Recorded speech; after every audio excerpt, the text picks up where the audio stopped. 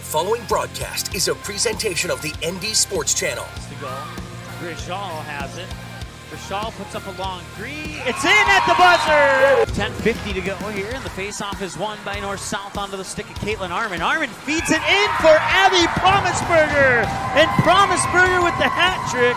41-37, 4:25 to go here as the Kindred Vikings will work it down low. Another slam dunk and one. How about that? A slam dunk by Gavin Keller, and he got fouled on the two-handed throwdown. And he'll put it right on goal and right into the goal. Ethan Olsen on a free kick. Henningsgaard as he tries to cut through the lane. Outlet pass into the corner there for Heinitz. Back over to Henningsgaard, wide open for three. Got it and one. Wow. And put your outfielders in left and left center because that one's going to left field and that's gone.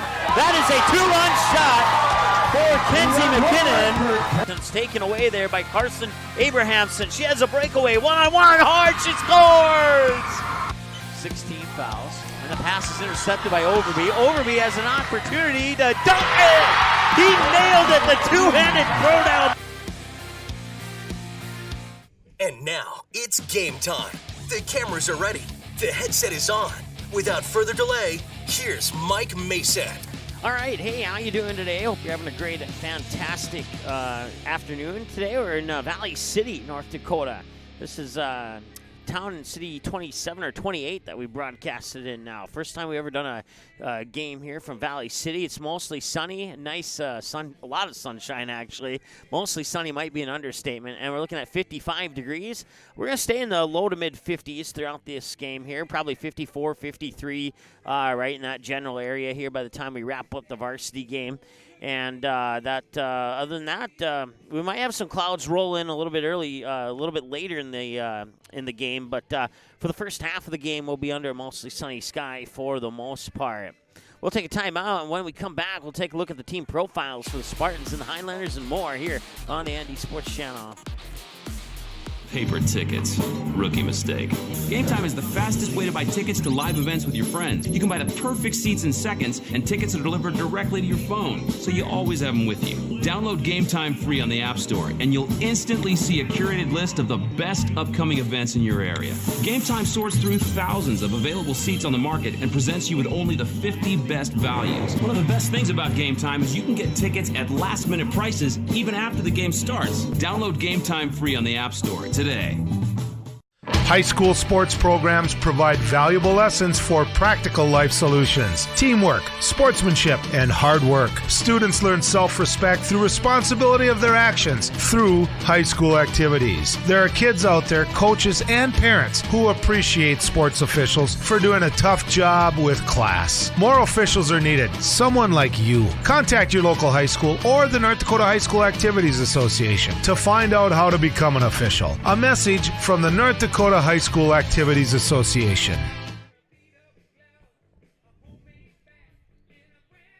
All right, welcome back. We're at Tharleton Field here in Valley City, North Dakota, getting ready for some EDC softball action between the Spartans and the Highlanders. Before we get to look at these two teams and how they've done so far this season, let's take a look at our On the Map.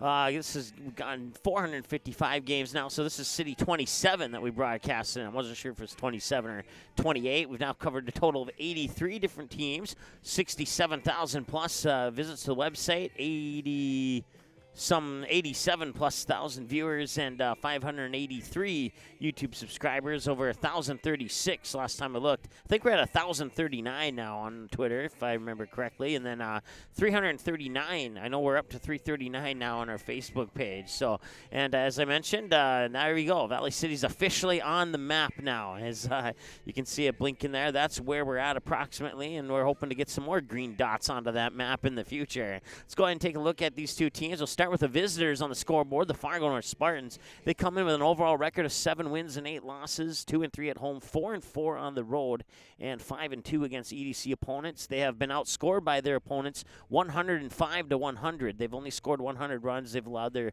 opponents to score a grand total of 105 runs on the season. Most recently, they would head to Bismarck as part of a 4-game road trip.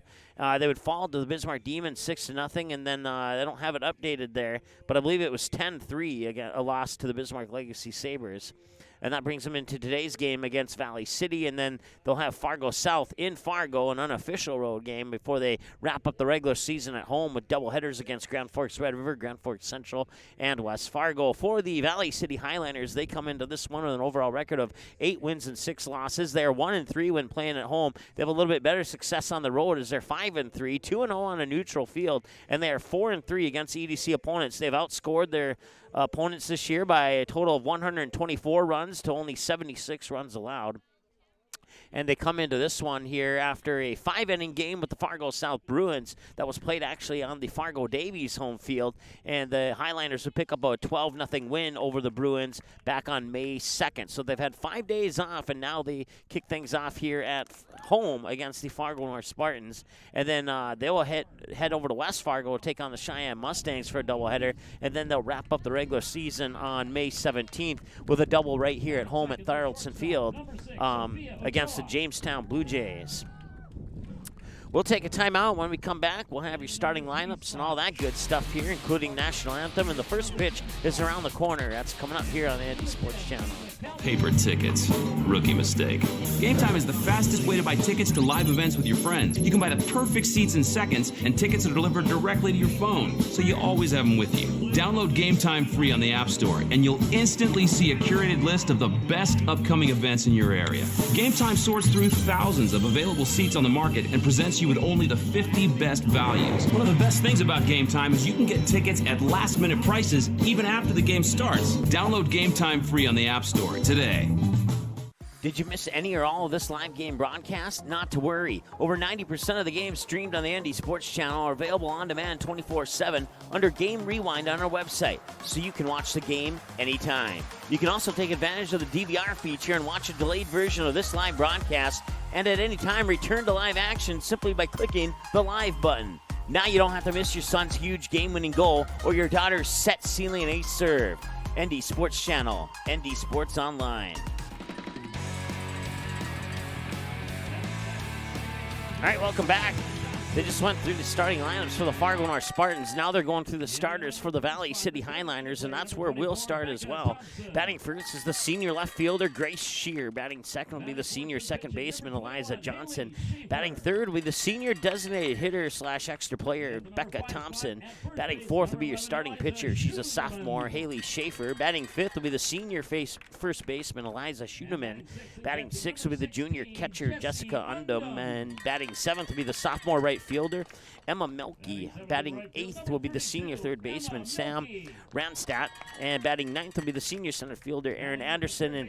And not batting, but the flex player at the shortstop position is the sophomore Lexi LaRue. And your starters for Fargo North, who will be batting first here. Sophomore left fielder Ellie Wiest will lead things off here for the Spartans, and then we'll see the junior shortstop Sophie Ochoa. The starting pitcher, the sophomore Ava Kalbrenner, will be batting third. Batting fourth will be the junior catcher Alex Ege. Batting fifth will be the junior first baseman Caitlin Arman. Batting sixth will be the senior center fielder Greta Rader. Batting seventh will be the senior second baseman Sophie Cody. Batting eighth will be the junior third baseman Gabby Olick, and batting ninth will be the right fielder Alexa Hamry. We'll pause now for the national anthem here on the ND Sports Channel.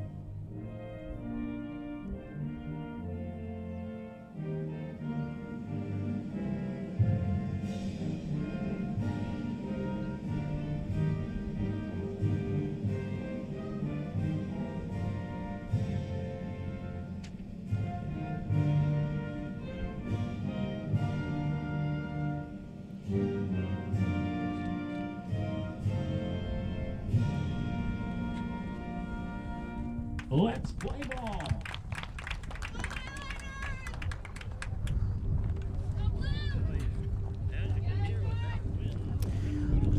All right, we'll take a 30-second timeout. We'll come back with the first pitch right after this on the Andy Sports Channel. Good sportsmanship. It will carry you further in life than sports. Growing up in North Dakota, I learned to respect my opponents, the coaches, and the officials. The values of fairness and teamwork carried me to the highest level of my sport and allowed me to live my dream of playing football in the NFL. It doesn't matter if you're on the stage, the playing field, or in the stands. We are all better when we show respect for others and practice good sportsmanship. Carry yourself with dignity. Being gracious makes the losses easier and the victories that much sweeter. So when the lights on the playing field, the stage, or the gym floor dim, you'll always have pride in yourself. Did you miss any or all of this live game broadcast? Not to worry. Over 90% of the games streamed on the Andy Sports Channel are available on demand 24/7 under Game Rewind on our website, so you can watch the game anytime. You can also take advantage of the DVR feature and watch a delayed version of this live broadcast, and at any time return to live action simply by clicking the live button. Now you don't have to miss your son's huge game-winning goal or your daughter's set ceiling ace serve. Andy Sports Channel, Andy Sports Online. All right, welcome back. We're getting ready to rock here for the top of the first inning as the first pitch is just a moment or two away here between the Spartans and the Highliners. Spartans the visitors, Highliners the home team on the scoreboard today. Thank our sponsors, including Game Time and the Fargo North Fargo Softball Club, as well as the Fargo South Booster Club. As the first pitch comes across at 4:33 this afternoon, 55 degrees under a mostly sunny sky. And a strike. I believe it's 1-1. No, 0-2. Okay, just found the scoreboard here to confirm that. So no balls, 2 strikes. And the windup comes inside, just missed out on the inside for a ball. 1-2. We'll see Sophie Ochoa coming up next, and then Ava Kalbrenner right behind her. Sophomore, junior, sophomore. The batter is Ellie Wiest. And the windup, swing and a miss. Wiest goes down on strikes. That's one away.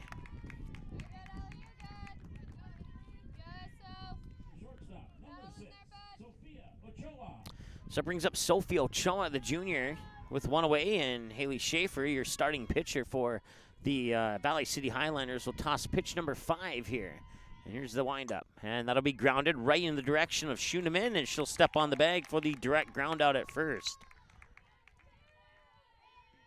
So that's 2 up, 2 down, and now Ava Kalbrenner, who likes to send the ball, in most cases, out to left field. She very rarely goes anywhere else. So we'll see how Schaefer pitches to Kalbrenner here. And that first one's going to be fouled away. Around the bases, you got Eliza Schuneman, the senior, at first. Eliza Johnson, the senior, at second. Lexi LaRue, the sophomore shortstop. And then the senior third baseman, Sam Ranstadt. And behind the plate is the junior, Jessica Undum. And once again, your starting pitcher is the sophomore, Haley Schaefer.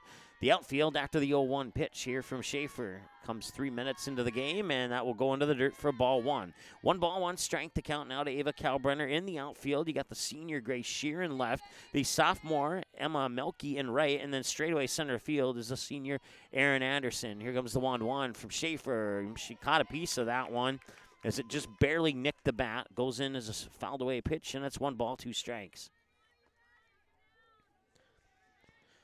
On 8 pitches, 6 strikes, 2 balls. Once again, a strike is anything that's not a ball. And that is a swing and a miss, and that is going to end the inning. 3 up, 3 down for the Spartans. We'll see Grace Shear, Eliza Johnson, and Becca Thompson, your first 3 batters for Valley City. Scoreless to the bottom of the first. We go after this on the Andy Sports Channel. Watch all the games on the Andy Sports Channel on your home television screen. If your smart TV, Blu-ray, Xbox, PlayStation, 4K, or DVD player has access to the YouTube app, you can watch the Andy Sports Channel on your big screen TV right at home, both live games and replays. Simply click on the YouTube app on your smart TV, and with the remote, move over to the search button, type in or highlight ND Sports Channel, and then select the live feed or browse the game library and watch a previous game on demand anytime you'd like. We invite you to subscribe to the YouTube channel, www.youtube.com/c/ND Sports Channel.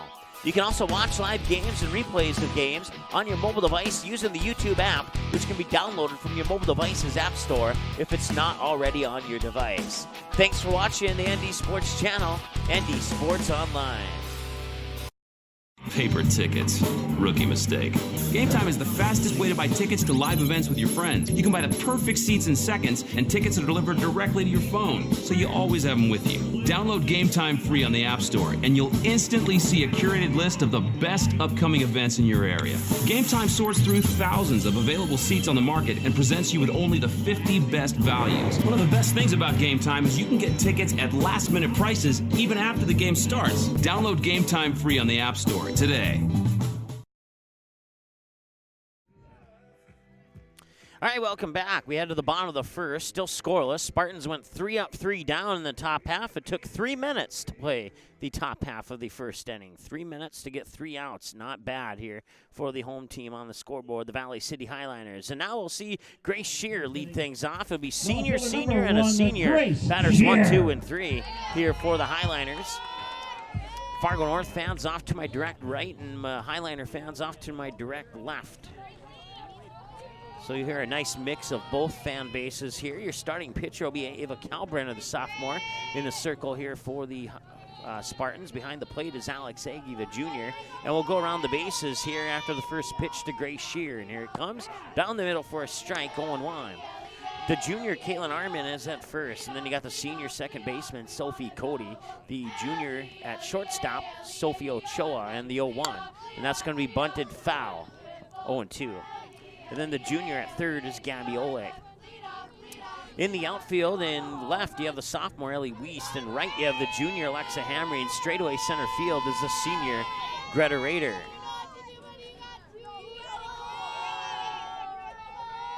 Once again, the batter's Grace Shear. That pitch will come high and inside for a ball, 1-2. 3 pitches for Kalbrenner, 2 balls and a strike. 7 minutes into the ball game. Eliza Johnson is on deck here for the Highliners. Here's the windup, and that one's going to be fouled away towards the Highliner dugout, and it just barely missed a white SUV and a passing vehicle on the road as well. 1-2 as a result, and here's the 1-2 outside, and they'll even things up at 2-2.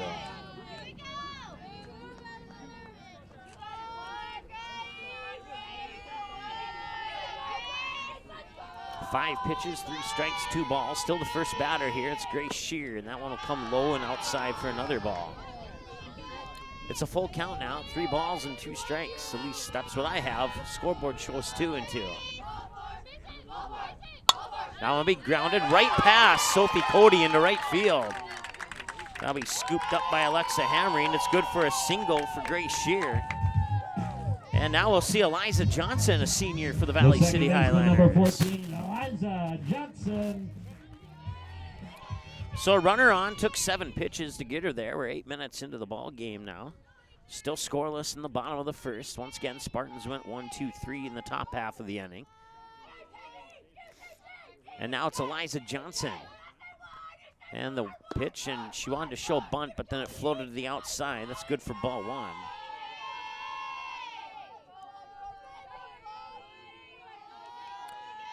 Four balls, 4 strikes on 8 pitches here for Kalbrenner. And here's the pitch, and that missed outside, I believe. Yep, 2 balls, and Grace Shear will advance via the steal up on second, too. So runner in scoring position now with nobody out. And pitch number 10 coming up here for Kalbrenner. And it's a 2 balls, no strike count to Eliza Johnson. It's the windup in the delivery of the 2-0, showing bunt, missed it. Grace Shear will get to third, and that'll go into the books as a strike against Johnson.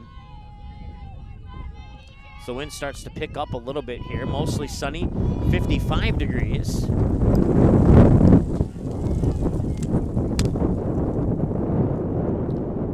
Take a look at that wind. It says an east wind at 5 miles per hour with a gust of about 72. Or in that particular moment anyway. Feels like 54 under a mostly sunny sky and 55, and now play will continue as that pitch comes up a little bit high. 3 balls and a strike.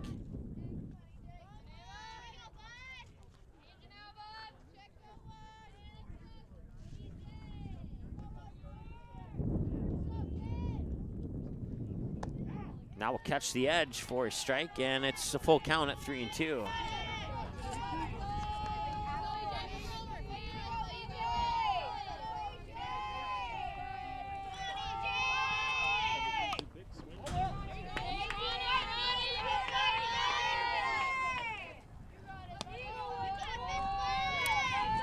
Two balls, a strike, a ball, a strike, and a fouled away pitch. And it remains 3-2 to Eliza Johnson. Runner on third is Grace Shear.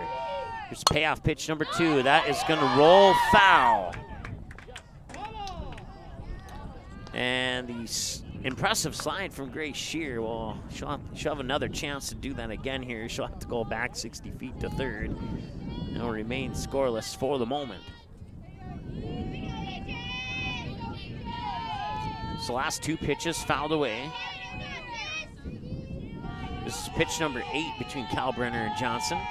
Here's the windup, payoff pitch number 3. Swing and a miss, Johnson down on strikes. That'll bring up Becca Thompson. This is a batter you don't want to throw right down the middle to, otherwise it'll be 2-0. 24, Becca Thompson.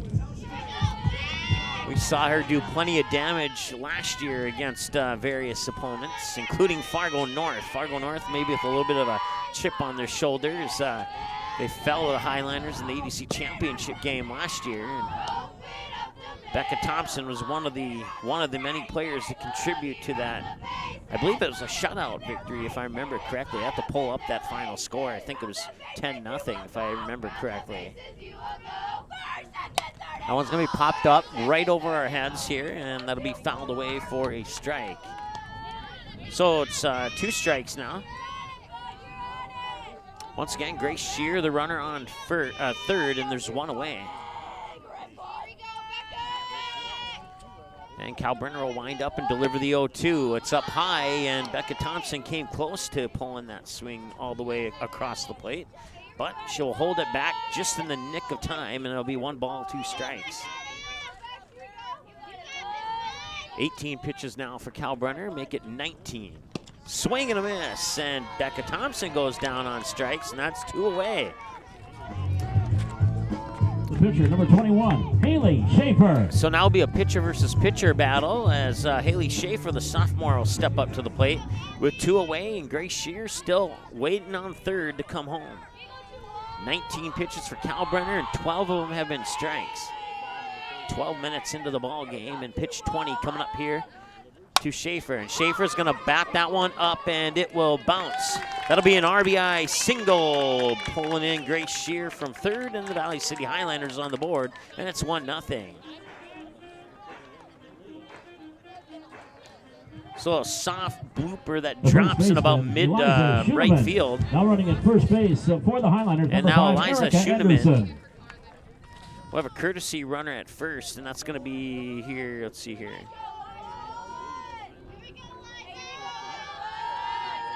Erica Anderson, there we go.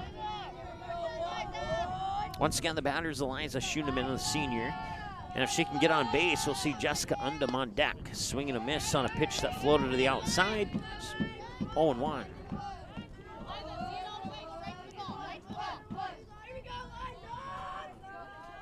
Apologize for the camera there, though. Forgot to reset it after that wind gust. Throw up to second, and they did not get her. Anderson in safely. 1 ball, 1 strike as a result to Schoenemann.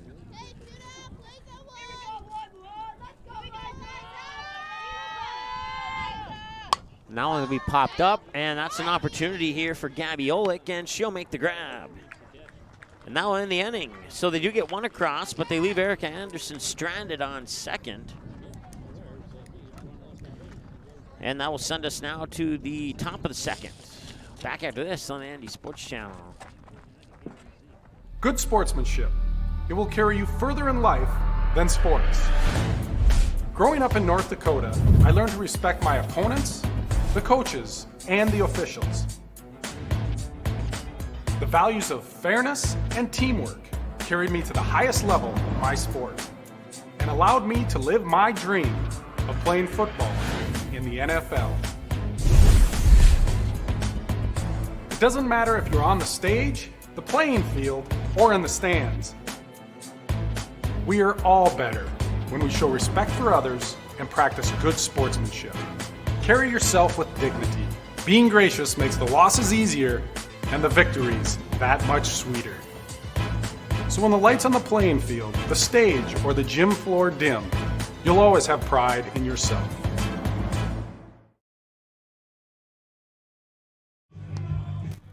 All right, welcome back. Valley City, 1 run on 2 hits, no Spartan errors, and 1 left on base. Time of the game, 15 minutes so far. And Alex Agee will lead things off. It'll be the middle of the order. Batters 4, 5, and 6 for the Spartans here. Agee has hit 2 home runs, both of them over the left center field fence this year for the Spartans. For Fargo North, the catcher, number 5, Alex Agee. Haley Schaefer will toss pitch number 10 here. 7 strikes, 2 balls.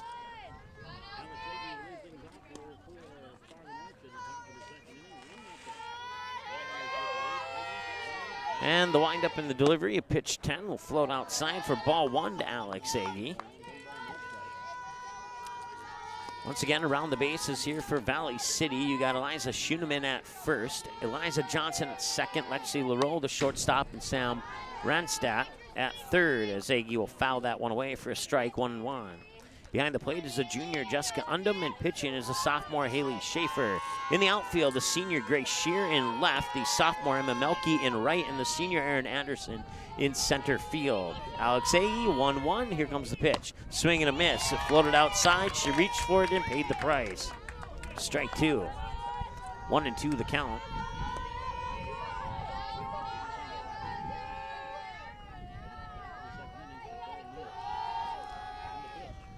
That pitch will come low, but just above the knees, and Agee will go down window shopping. That'll bring up Caitlin Arman.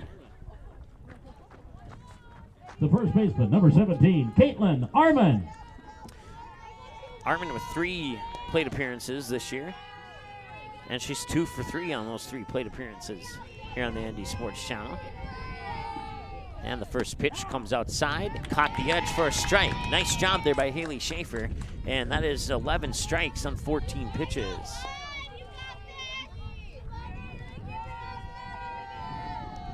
And the windup in the delivery of the 0-1 is a little high, and that'll even up the count at 1 ball, 1 strike. 17 minutes into the ball game. Greta Rader on deck. We'll see Sophie Cody this inning if Arman and Rader can get on base. 1 away. And that pitch will be low and inside for ball 2.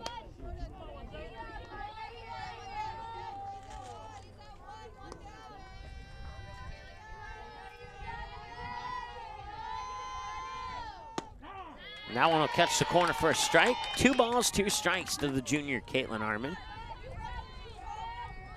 Once again, 1 away, and Valley City leads 1-0. Top of the second inning, and a swing and a miss, and Arman's down on strikes. I'll bring up Greta Rader. Batter number 6 in the lineup here for the Fargo North Spartans. The center fielder, number 9, Greta Rader. And she'll face pitch number 19 from Haley Schaefer coming up here. No runners on, 2 away. The pitch comes outside, ball 1. Mostly sunny and 55. Once again, we'll stay at about 55, 54 throughout the duration of this game. Certainly appreciate you tuning in, Fargo North fans who didn't make the trip, and any Valley City fans who may be sitting in the comfort of their home. It's really not that bad out here. That one hit the little trailer just outside of the concession stand.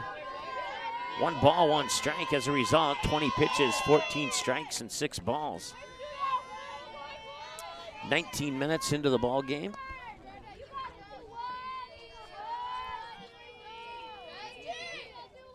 And the pitch will come across the plate for a strike. Haley Schaefer starting out strong here in the early part of this contest. 15 strikes on 21 pitches, and here's the windup, the 1-2, outside 2-2. A ball, a fouled away pitch, a strike, and a ball in that order on 4 pitches between Schaefer and Rader, and now pitch number 5 coming up between the sophomore Haley Schaefer and the senior Greta Rader. Greta Rader, the center fielder for the Spartans. 2 balls, 2 strikes, and here's the pitch. Swing and a miss, and that's another one. Add another K to the stat book there, and that's a K to the right if you're scoring at home.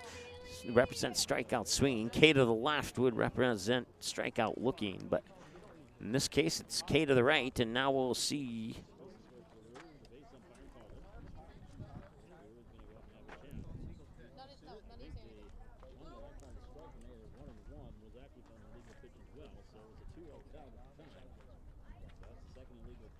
Okay, so erase the K to the right. It's a drop third strike, and she made it to first. I was looking down, entering the stats into my book here, and totally missed the play. I apologize for that.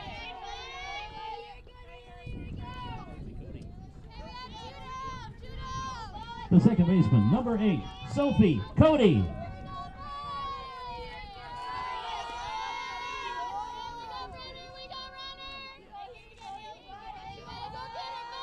So Sophie Cody with 2 away and Greta Rader on third via drop third strike. That one will come low to the outside for a ball, 1-0. 20 minutes into the ball game now and 24 pitches for Haley Schaefer. And pitch 25 comes on the 1-0, and that's down low for 2-0. If Cody can get on base, we'll see Gabby Olick.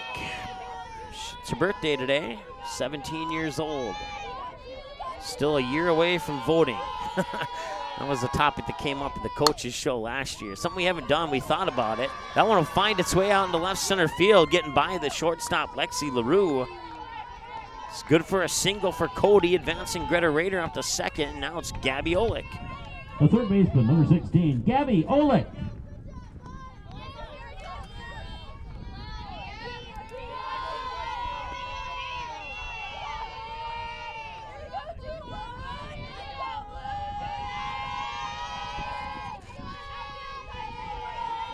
Here's the windup. Olick will watch that pitch go outside for a ball, 1-0. Once again, runners on bases include Greta Rader, the senior, on second, and Sophie Cody, the senior, on first. Gabby Olick, the junior, is at the plate, and that pitch will float outside for ball number 2. 2 balls, no strikes to the junior, Gabby Olick.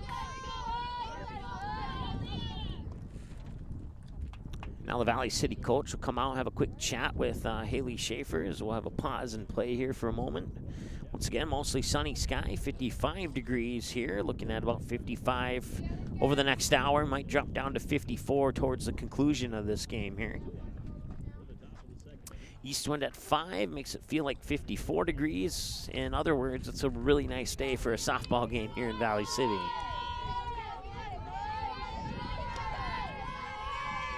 Back to action now, 2 balls, no strikes. 2 runners on and 2 away here in the top half of the second. And the Spartans trail 1-0 to the home team, the Valley City Highliners, as the birthday girl will foul that one away into the cage, and it's 2 balls, 1 strike. And the next pitch from Haley Schaefer will be pitch number 30, according to my numbers.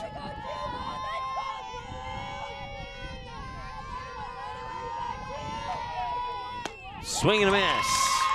2 balls, 2 strikes. On 30 pitches, 19 of them have been strikes for Haley Schaefer.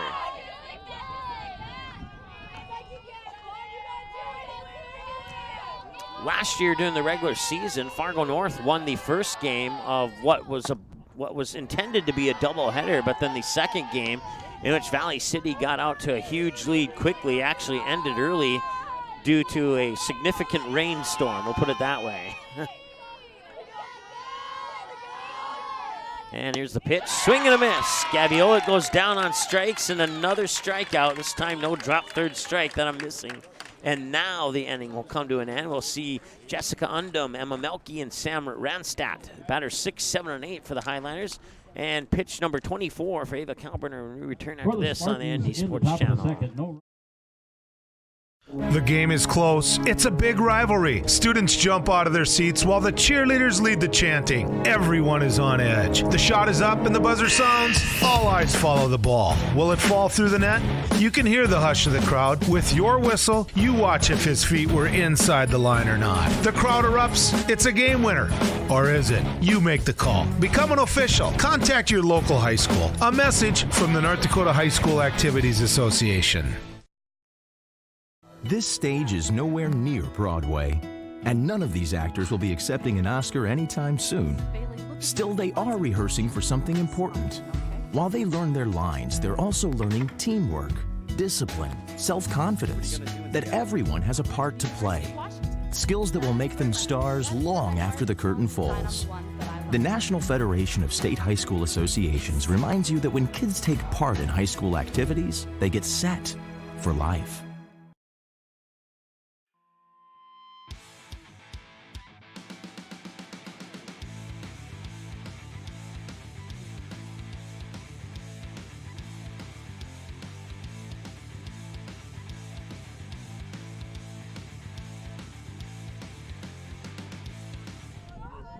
All right, 1-0 Valley City heading into the bottom of the second. It's the catcher, Jesse Undum.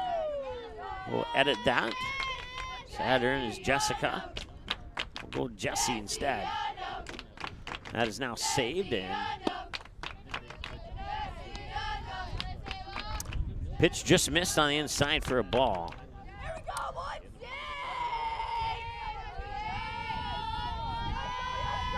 And the 1-0 swung on, popped up, foul territory into the parking lot, and it'll avoid most of the cars, if not all of them. 1-1.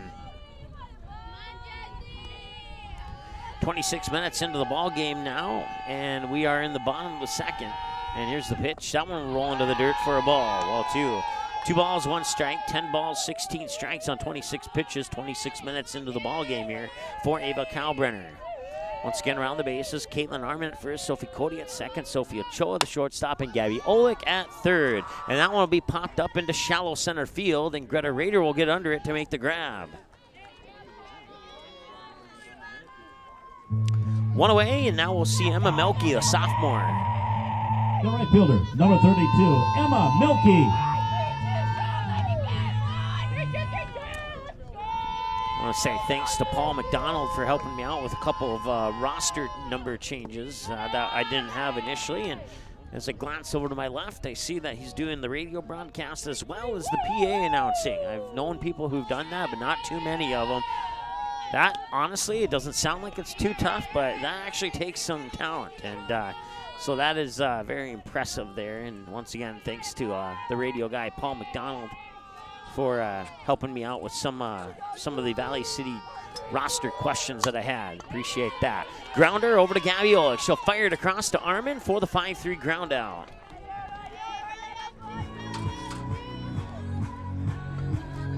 The third baseman, number 7, Sam Ranasat. All right, Sam Ranastat, senior, will step up to the plate now with 2 away. And face pitch 31 from Kalbrenner, 19 strikes on 30 pitches for Ava. And the windup and the pitch and a swing and a miss, strike 1. Sam Ranastat falls down into the count 0-1. So far, one run on 2 hits and no Fargo North errors and 1 left on base so far for Valley City. As that pitch will come across for a ball, 1-1 the count. Fargo North, no runs on 1 hit, no Valley City errors, and 2 left on base. And the 1-1 is going to be sent out into left field, and it will not be caught. Ellie Wiest will not be able to make the grab. She will drop it out in left field.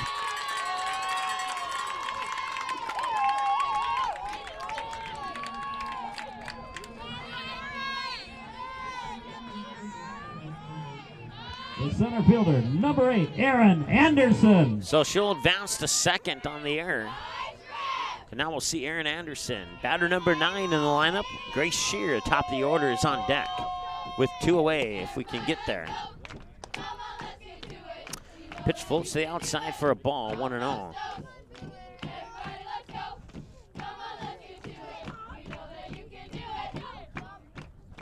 And that one's a half swing, floating out into left field, running for it. It'll drop for a single. Rounding third is Ranastat, and she scores, and it's 2-0 on an RBI double by Erin Anderson out into what you could call the gap and shallow right.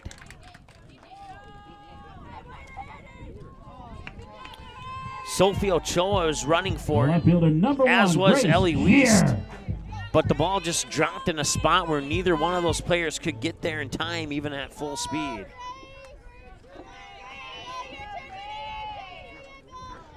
That'll bring up Grace Shear, 1 for 1 with a single to right field her last time and only time to the plate so far in the game.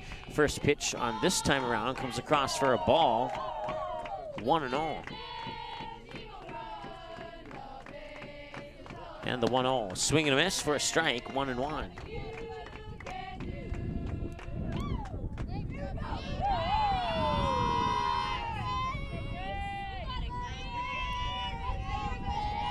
One ball, one strike, 2 away. Runner on second is Aaron Anderson. That'll be grounded out into shallow left center. Rounding third is Aaron Anderson, and she will score to make it 3-0.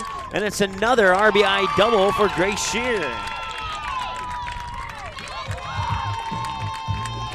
So 3-0 now and 2 away, and we'll see Eliza Johnson, and she struck out swinging last time she was at the plate. We'll see if she can do a little bit better than that this time around. Number 14, Eliza Johnson. Once again, Grace Shear, the runner on second here for the Highliners, who lead 3-0. With 2 away in the bottom of the second, pitch 39 coming up here from Ava Kalbrenner. It's 5 hits for Valley City now, according to my numbers. And pitch 39 on the horizon here for Eliza Johnson, who struck out last time she was at the plate. And that will be a swing and a miss. That will go off the glove of Alex Agee. Strike, and Grace Shear advances to third on a pass ball.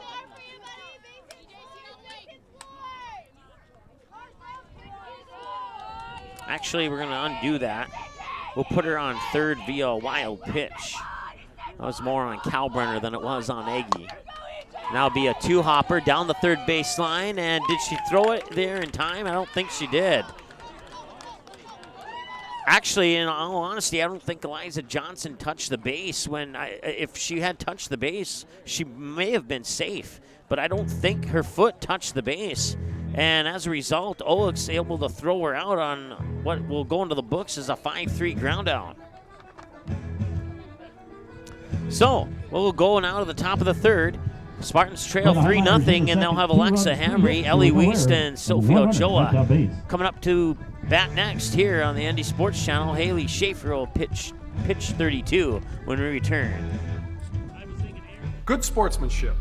It will carry you further in life than sports. Growing up in North Dakota, I learned to respect my opponents, the coaches, and the officials.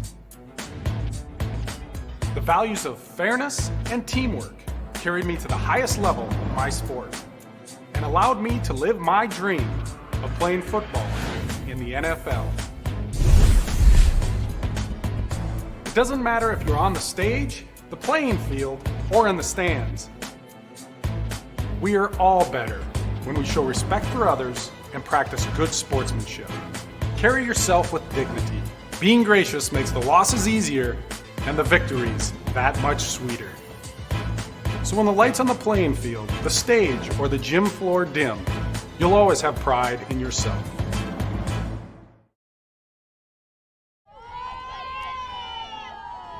All right, welcome back. Top of the third, 3-0 in favor of Valley City. Alexa Hamry steps up to the plate. She'll foul the first one away, almost into the GoPro camera that's hanging up on the backstop there. 0-1 the count to Hamry, the junior right fielder for the Spartans. And as I say that, the guy who owns that walked over to make an adjustment to make sure that it's pointing the way he wants it to point. And that one, she got a piece of that one. It'll go into the books as a fouled away pitch, but strike 2 regardless. 33 pitches now for Schaefer. 22 of them have been strikes. Once again, a strike is anything that's not a ball. It could be a swing and a miss, a grounder, a pop-up, a home run. It all goes into the books as a strike. No balls, or 1 ball, 1 strike, excuse me. And that one will be hit out into right field. And that'll be good for a single for Alexa Hamry. She puts it right in the spot she needed to get on base. And now we'll go back to the top of the order. It's Ellie Wiest. The left fielder, number 11, Ellie Wiest. 0 for 1, struck out swinging her last time at the plate. Now she steps up with her teammate Alexa Hamry as the runner on first, and she'll face pitch 35 from Schaefer. Here it comes, showing bunt. Did she get a piece of it? It's going to go into the books as a strike, and Hamry's on via stolen base on second. Bunt tap foul on the pitch there for Ellie Wiest, and now she's down in the count 0-1.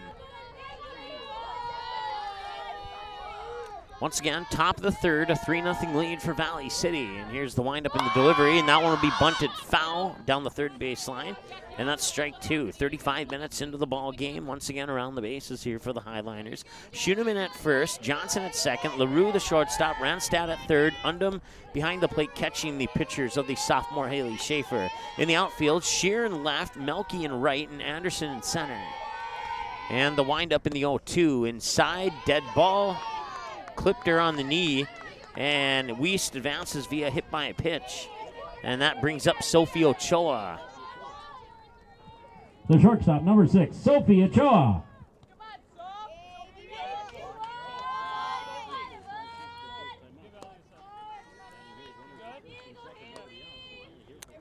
Ochoa grounded out on a direct ground out over to Eliza Schoenemann her last time at the plate, over at first. And now she's showing bunt. That one will be bunt and drop right between Undum and Schaefer, and that will load the bases on a bunt single for Ochoa. And the Spartans are in business. The pitcher, number 10, Ava Kalbrenner.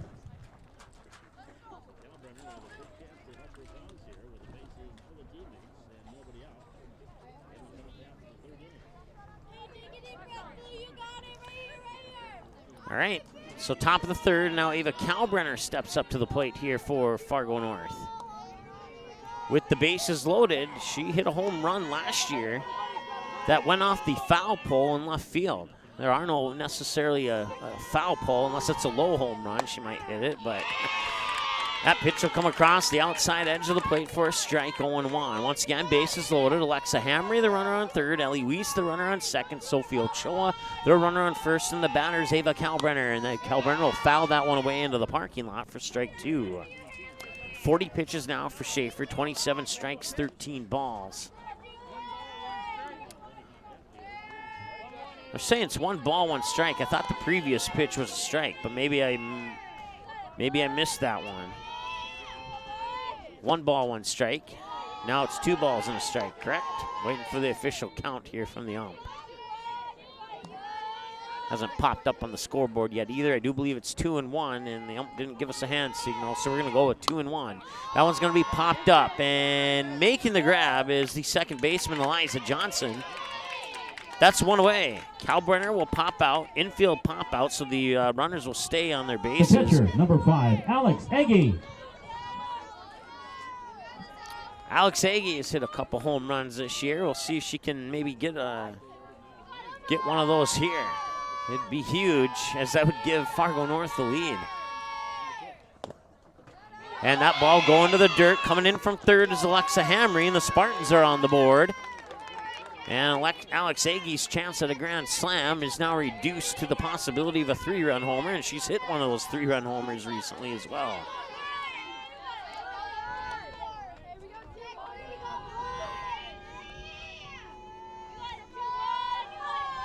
One ball, no strikes. Runners on second and third, and Agee will pop that one up. Right center field, and it will drop. Roll all the way to the fence. Coming in from third is Ellie Wiest. They're going to wave Sophie Ochoa around, and we're tied. It's a 2-run RBI single by Alex Agee into deep right center field, and that ties the game at 3-3. One away here in the top of the third. And now we'll have a quick conference in the circle here for the Highliners. They want to talk things over and make sure they can get out of this inning without letting any other runs cross the plate, as they'll see Caitlin Arman step up to the plate. Arman's 0 for 1 in this game. Struck out swinging last time she was at the plate. And she'll face pitch 45 from Haley Schaefer. 28 strikes, 16 balls on 44 pitches. 39 minutes into the ball game, and the windup in the delivery of pitch 45 is in over the edge for a strike. 0-1 to Caitlin Arman. Once again, runner on second is Alex Agee, the junior.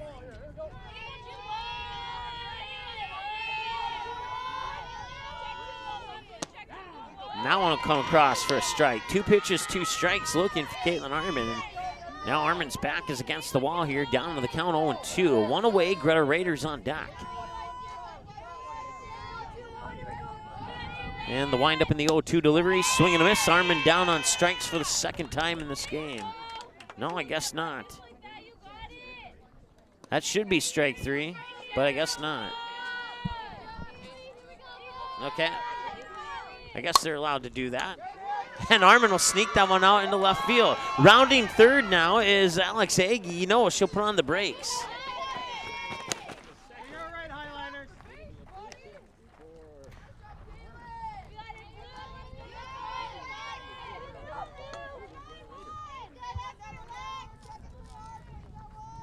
The center fielder, number 9, Greta Raider.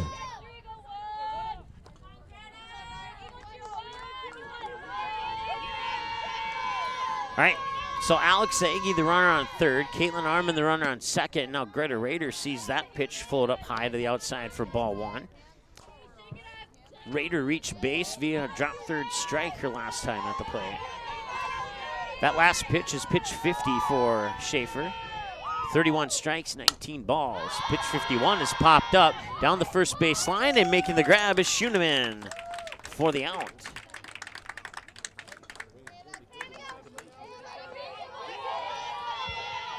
Runners will stay at second and third. And now Sophie Cody, who singled out into left center last time at the plate, steps up with an opportunity to where if she can repeat that, Spartans will take a lead.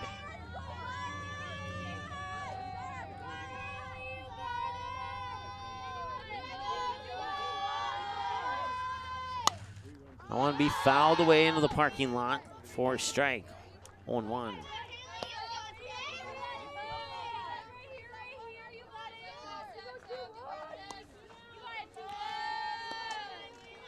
Two runners on, Alex Agee on third, Caitlin Armin on second, Sophie Cody 0-1. Inside corner, strike 2.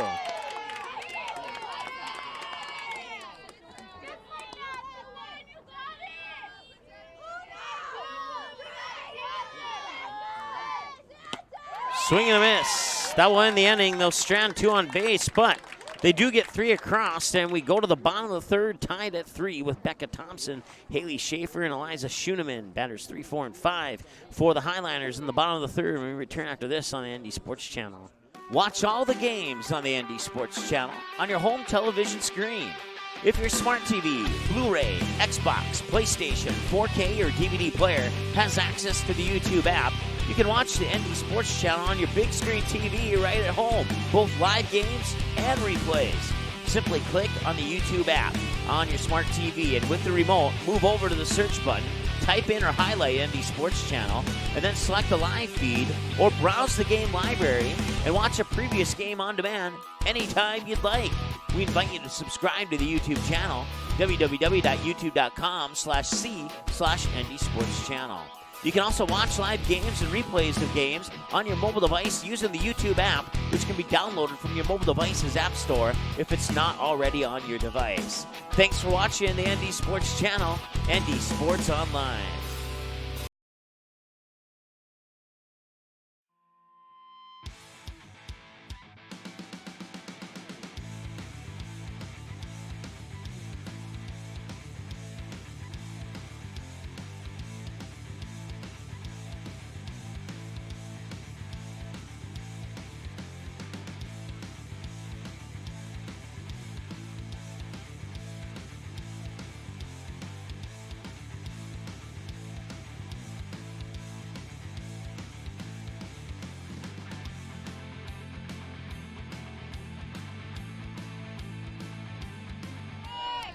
All right, bottom of the third, Fargo North gets 3 across.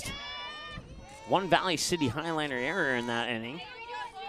And we're knotted up at 3, and Becca Thompson steps up to the plate here. 0 for 1, struck out swinging last time she was at the plate.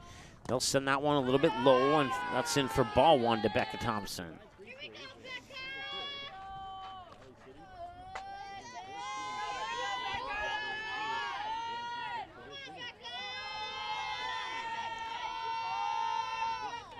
And Thompson will line that one into left field. Good for a single And they'll bring up Haley Schaefer, The pitcher, number 21, Haley Schaefer. who's 1 for 1 with a single to right field. About the same distance as Becca Thompson, just put it into left field. That's about where Haley Schaefer put it last time she was at bat, into right field. 1 for 1 for a single as a result. Faces pitch 43 from Ava Kalbrenner. 27 strikes, 15 balls on 42 pitches, 45 minutes into the ball game. And here's the pitch. And that's lined right back past Kalbrenner into shallow center field. It'll be scooped up by Greta Rader, and heading into third, and safe is Becca Thompson. That puts runners on second and third on the double by Haley Schaefer.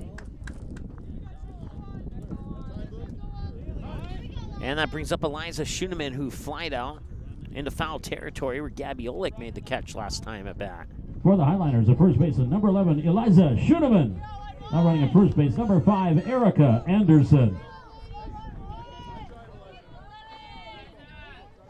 And Erica Anderson will come in as the courtesy runner on second. PA announcer said first, but she's on second. Now want to be lined over the head of Ochoa into left field. Scoring from third is Becca Thompson. Rounding third is Erin Anderson, and the Highliners retake the lead at 5-3. Nobody out here, bottom of the third. It's a 2-run RBI double for Eliza Schuneman. On a short blooper that was just a little bit over the head of the shortstop, Sophie Ochoa. The catcher, number 16, Jessie Undum. And now Jessie Undum will step up to the plate, but before she will take her first swing, Alex Agee will go up and have a chat with Ava Kalbrenner. Her teammates will join her, and coach will stay out of it for now. Once again, runner on second is Eliza Schuneman. The batters, Jessie Undum, the junior, who's 0 for 1 with a fly out to shallow center field where Greta Rader made the catch last time she was at the plate. Time of the game, 46 minutes. We're under mostly sunny sky and 55 degrees. East wind at 8, making it feel like 54 with 31% humidity. We do have a 40% chance of rain today, but I'm going to say that is probably closer to 0.4%. It doesn't, looking up at the clouds in the sky, it doesn't look like that's a possibility right now. Pitch 45 for Ava Kalbrenner is on the horizon here for Jessie Undum, the junior, and she will pop that one out into shallow left center. Heading into third is Schuneman, and then she'll put on the brakes there, and that puts runners on the corners on a single by Undum out into shallow left center. So now we'll see Emma Melke 0 for 1 with a ground out to Gabby Olick at third on the 5-3, her last time at the plate. The right fielder, number 32, Emma Milkey.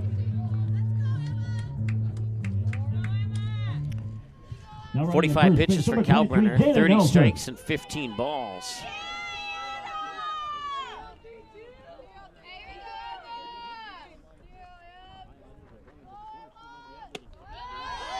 Jada Nelson, an 8th grader, is the courtesy runner who moves on to the first base bag. And I missed the pitch. I'm not sure if it came across for a ball or strike. We'll wait and see what the scoreboard says here.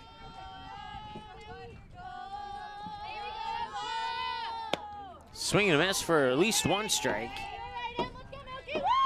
So it's either 1-1 or 0-2. 1 ball, 1 strike, according to the scoreboard. And there's 2 strikes.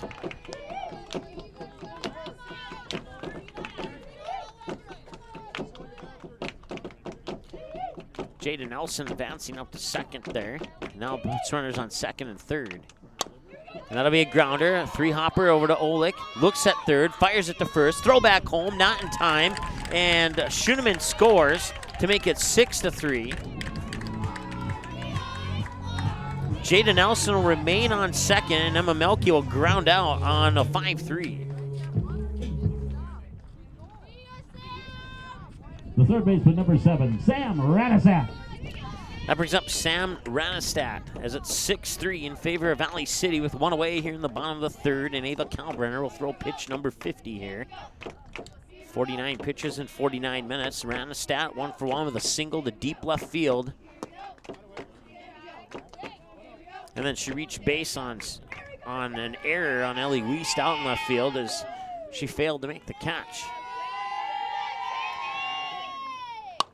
And that'll be lined back past Kalbrenner, scooped up by Ochoa, fires it over to first, not in time.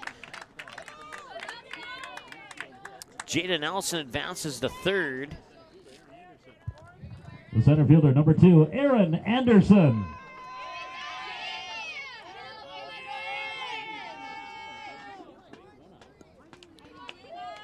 It's on 50 pitches, 34 strikes, and 16 balls for Ava Kalbrenner. Jada Nelson, the 8th grader, runner on third, and Sam Ranistan, the senior, the runner on first. And that one's going to be popped up and right in front of us here. Fouled away for a strike.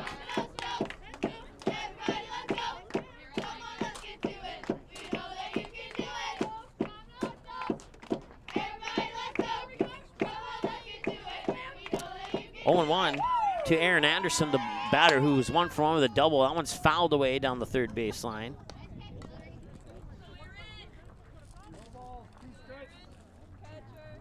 Gabby Olick ran over to try and make a play on it, but the third base coach caught the ball before Olick got there. Kind of have to wonder if Olick may have had a chance on that had that not occurred. We'll let it go, though. It's just something we'll never know. And now Ranstant will move up to second.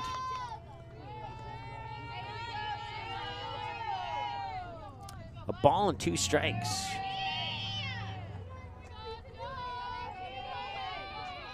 And the 1-2. Swung on, fouled away. It'll remain 1-2. Scoreboard has 6-4. It's actually 6-3. I think they, I don't know if they accidentally put a run on there that they shouldn't have or what, but.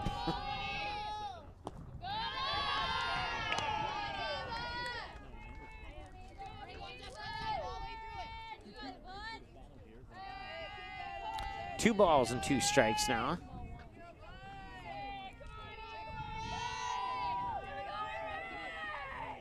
Swing and a miss, and Anderson goes down on strikes. That's 2 away, and now Grace Shear, top of the order for the Highliners. The left fielder, number 1, Grace Shear.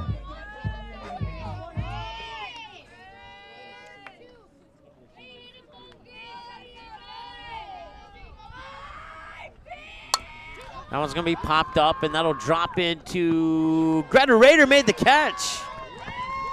They haven't called it out officially yet, and that will be official. So they'll strand 2 on base. Greta Rader diving to make the grab there, and that prevents the runs from scoring, and it'll remain 6-3 heading to the top of the 4th. We'll see Gabby Olick, Lexa Hamry, and Ellie Weiss do it for the Spartans. We're going to return after this here on the ND Sports Channel. Watch all the games on the ND Sports Channel on your home television screen. If your smart TV, Blu-ray, Xbox, PlayStation, 4K, or DVD player has access to the YouTube app, you can watch the ND Sports Channel on your big screen TV right at home, both live games and replays. Simply click on the YouTube app on your smart TV, and with the remote, move over to the search button, type in or highlight ND Sports Channel, and then select the live feed or browse the game library and watch a previous game on demand anytime you'd like. We invite you to subscribe to the YouTube channel, www.youtube.com/c/ND Sports Channel. You can also watch live games and replays of games on your mobile device using the YouTube app, which can be downloaded from your mobile device's app store if it's not already on your device. Thanks for watching the ND Sports Channel, ND Sports Online.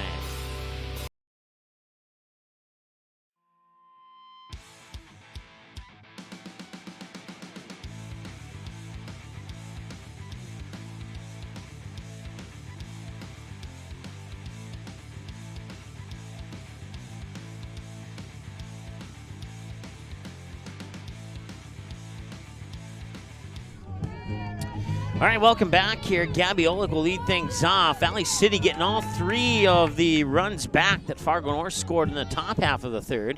And it's 6-3 heading into the 4th. Pitch number 55 for Haley Schaefer comes in for ball 1 to Gabby Olick. Fargo North, 3 runs on 5 hits, 1 Valley City error, and 4 left on base. Valley City, 6 runs on 10 hits, 1 Fargo North error, and 4 left on base as well. 54 minutes into the game so far here. Top of the 4th, nobody out. Gabby Olick, 1 ball, no strike. Struck out swinging her last time at the plate, and now it's 2 balls and no strikes.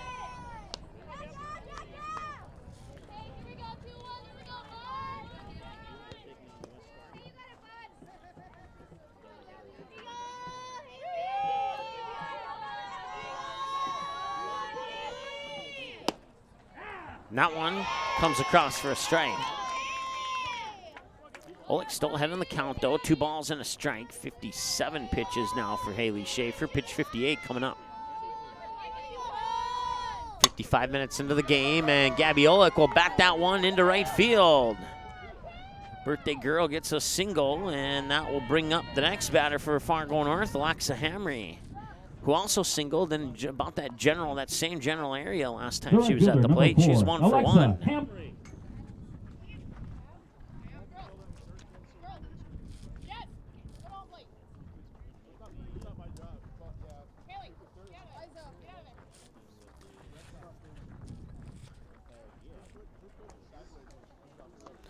Umpire and the Valley City coach checking something with the pitching plate in the circle there. Once again, 55 degrees, mostly sunny sky, and we're probably going to stay at about 55 pretty much this entire game. We might see 54, but that'll be it. It won't be anything lower than that. It does feel like 54 right now with an east wind at 8 miles per hour. We do have a 40% chance of rain. I don't like that number. I'd say it's closer to 0 than it is 40, and 31% humidity. As we return to play now, Gabby Oleg, the runner on first. Alexa Hamry, the batter, 1 for 1 with a single to right field. Still hasn't seen a pitch yet. No balls, no strikes.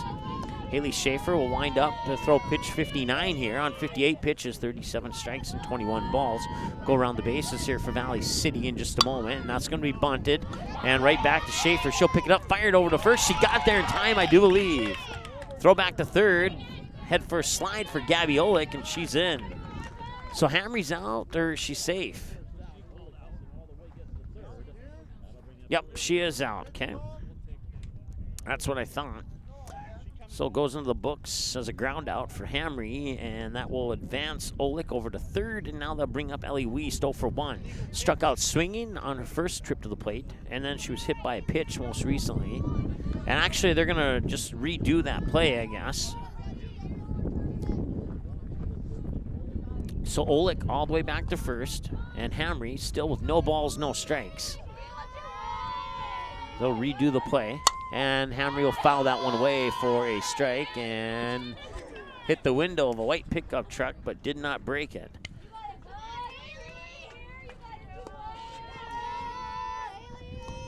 So if there's anybody from any insurance companies watching the game, the window did not break. And now she'll bunt it. That one goes off the bat through the legs of Unden into the backstop. It goes into the books as a fouled away bunt, and 0-2 the count.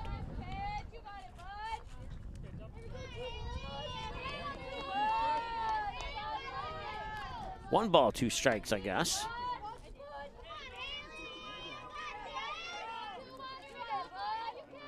And the 1 ball, 2 strike count is fouled away, and it'll remain 1-2. So she's fouled away the last 3 pitches in a row. She's 1 for 1 with a single out to right field so far in the contest. Gabby Oleg, the runner on first. And here's the pitch, and that one's going up high. Left center field, going all the way back, and nobody will make the catch. Grace Shear is coming in from left, Aaron Anderson from center, and Oleg's on third with the double by Alexa Hamry. That one was close. A little bit more juice on that one. It would have been a 2-run homer, but instead, I'll put runners on second and third for Ellie Wiest, who, as I mentioned a moment ago, is not going to bat. We'll have a pinch hitter. No, we'll have a different hitter. Looks like it's going to be possibly Sophie Ochoa.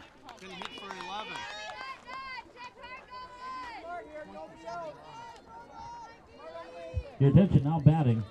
Number 20, Kaylee McClary. Nope, check that. Oh, she's standing right there, and I totally missed her. I apologize. It is Kaylee McClary.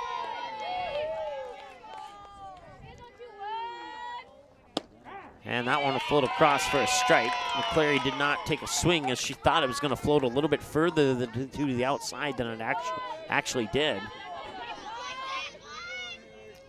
6-3, top of the fourth, nobody out. Runners on second and third. McClary's swing will go a little bit too far, 0-2.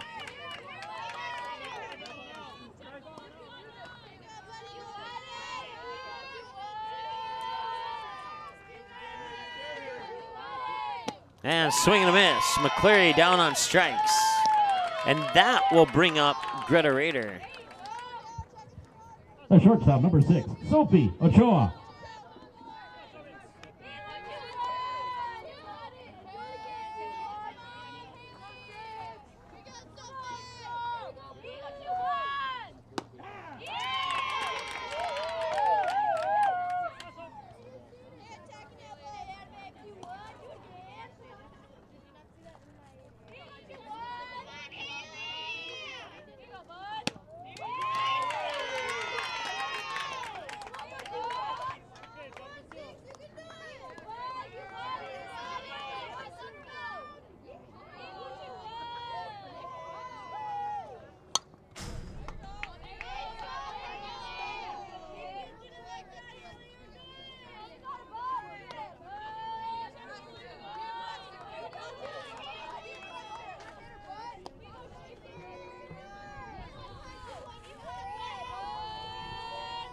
No balls, 2 strikes to Ochoa. Make that a strikeout.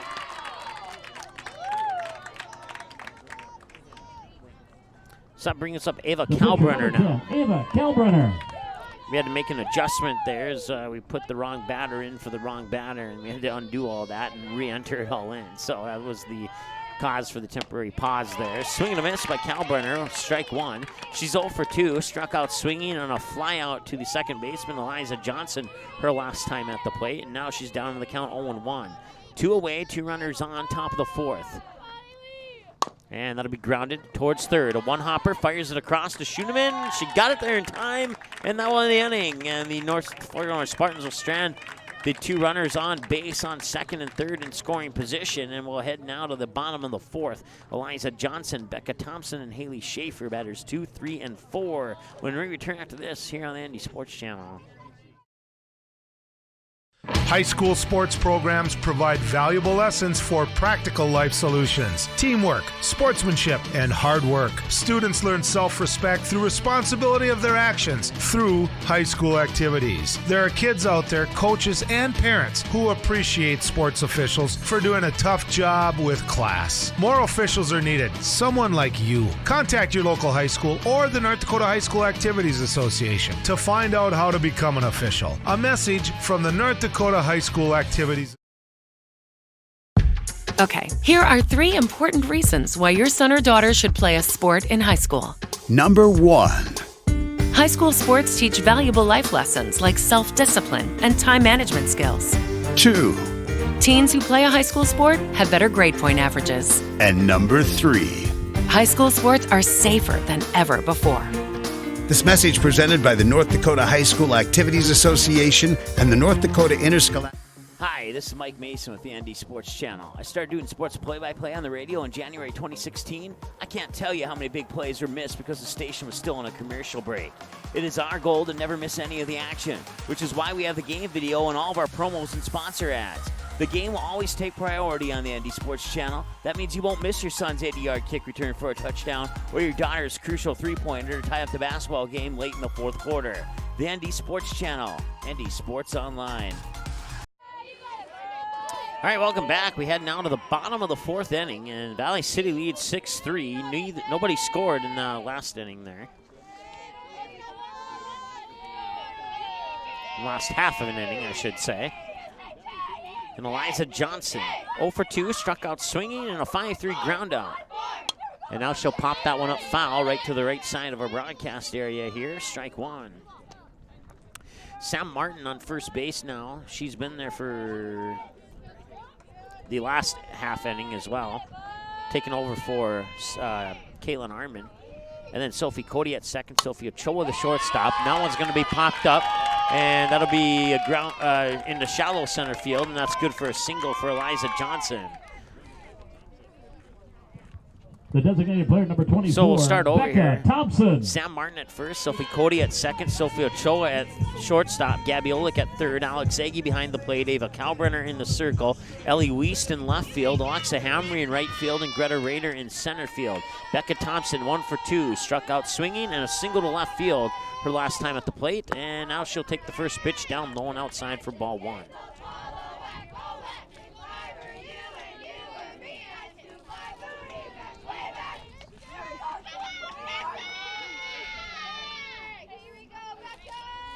And there's the pitch, and that one's fouled away into the cage for a strike, 1-1.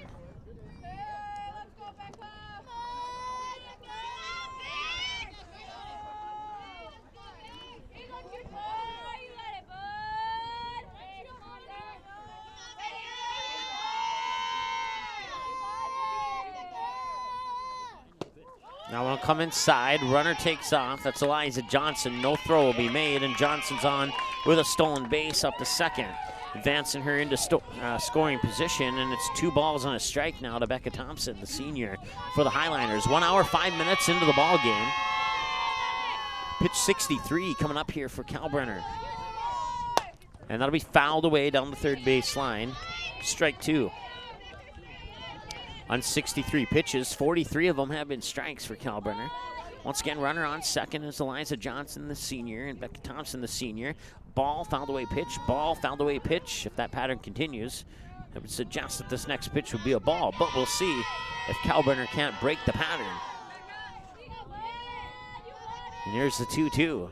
Swung on, hit up high. Right field, drifting back is Alexa Hamry. She makes the grab. Runner will tag on second, and the ball will go through the legs of Gabby Olick, but Eliza Johnson will not go any further than second. The pitcher, number 21, Haley Schaefer. Schaefer's 2 for 2, Haley Schaefer. Sophomore, single and a double in that order.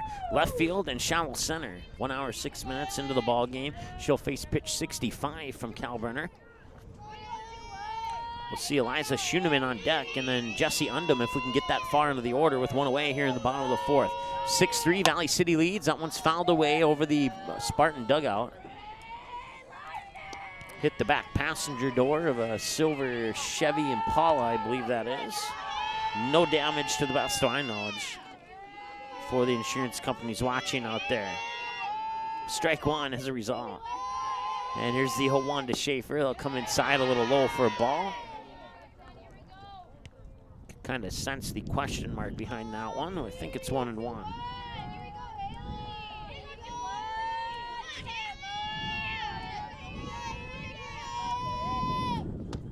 Swing and a miss. Strike 2 for Haley Schaefer. 1 ball, 2 strikes. Runner on third is Eliza Johnson.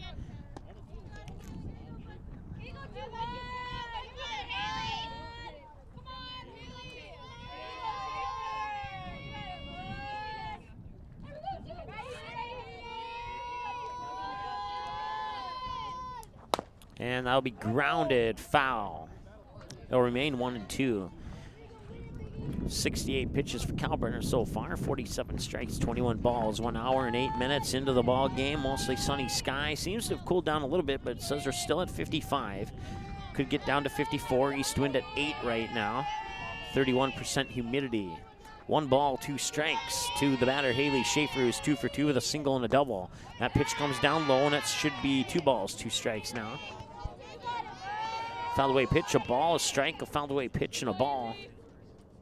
Makes the count 2-2 with 1 away and a runner on third. Once again, that runner is Eliza Johnson. Kalbrenner will wind up, and the pitch comes inside for another ball, and it's a full count now at 3 balls and 2 strikes to the sophomore Haley Schaefer. Valley City leads 6-3. They got 1 in the bottom of the first, 2 in the bottom of the second, 3 in the bottom of the third, and they have not scored yet here in the bottom of the 4th, but they do have a runner on third. And a swing and a miss.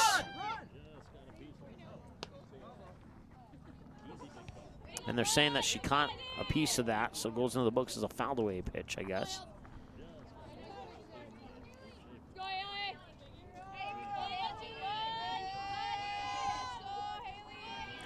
So Kalbrenner will wind up for pitch 72. That one is fouled away. And the white pickup and the Chevy Impala should probably move. Just saying. This is pitch number 10 between Kalbrenner and Schaefer. And pitch number 10 is going to be lined out into center field. That will score Eliza Johnson from third, and it'll be an RBI single for Haley Schaefer. And that makes the score 7-3.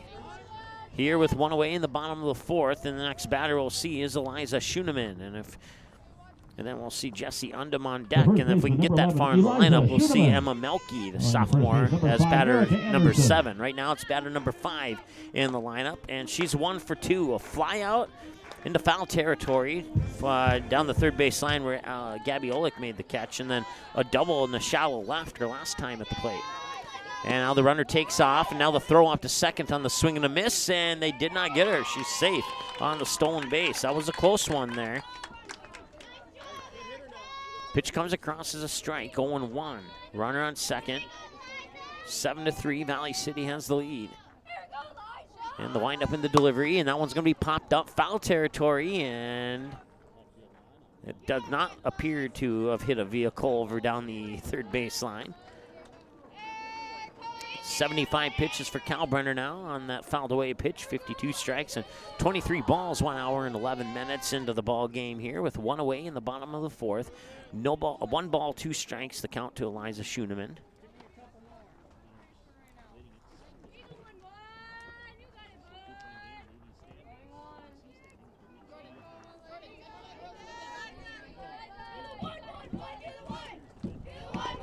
Pitch comes in low, and runner will take off for third. 2 balls, 2 strikes.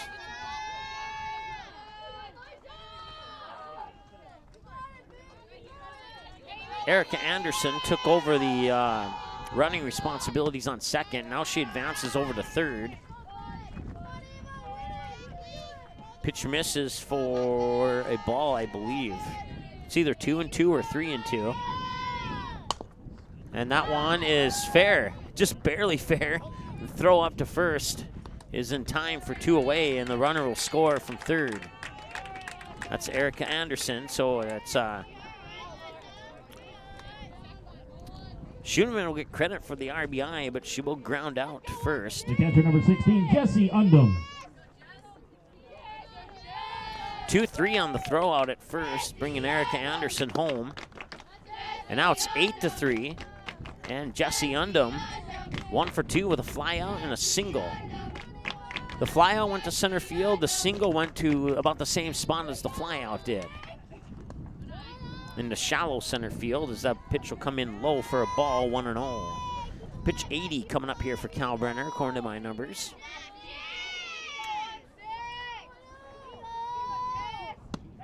And that pitch will come across for a strike. 1 ball, 1 strike. 80 pitches, 54 strikes, 26 balls, 1 hour, 12 minutes into the ball game. We are in the bottom of the 4th, and it's a 5-run lead for the Highliners as they lead 8-3 over the Spartans here.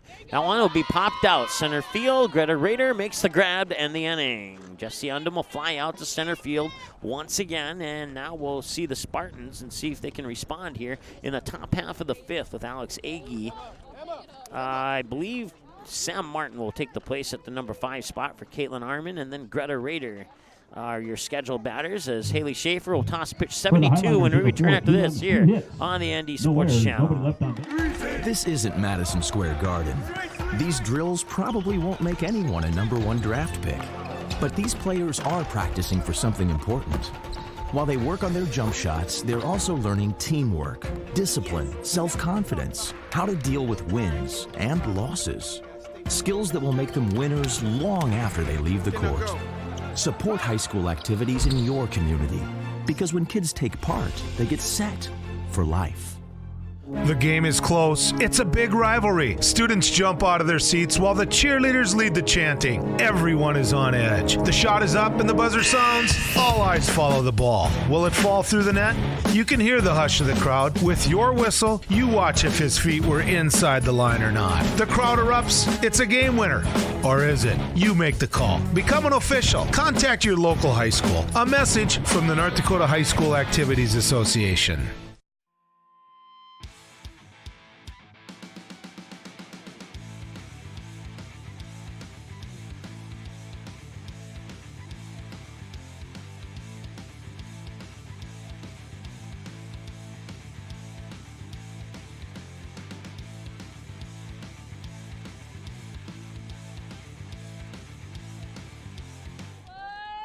All right, welcome back. Top of the fifth now, and the Spartans trail by 5. Haley Schaefer will throw pitch 72 here to Alex Agee, who's 1 for 2 with a strikeout, looking in a double to deep right center her last time at the plate.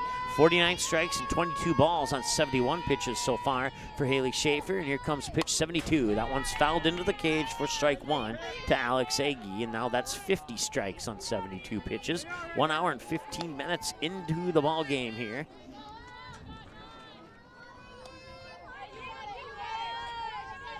First pitch came at 4:03. And that one will be, they'll clip the edge of the bat. Goes into the books as a fouled away pitch, 0-2. Scoreboard says 2 balls, no strikes. It's actually no balls and 2 strikes. Maybe it's not. I don't get that. It's a fouled away pitch. It should be a strike. And we'll see if that one's credited as a strike.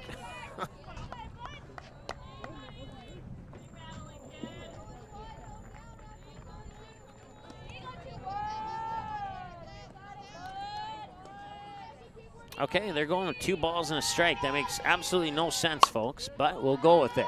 That one's going to be popped up high. Coming in as a center fielder, and they'll drop for a single for Alex Agee. Aaron Anderson was running in. Melky was kind of letting Anderson take, and Eliza Johnson was back there too, and it just dropped, and nobody made the grab. It'll land as a single for Alex Agee. The first baseman, number 14, Sam Martin. That brings up Sam Martin. And Martin will fire that one right over to the second baseman, Schoeneman, or check that Johnson, excuse me.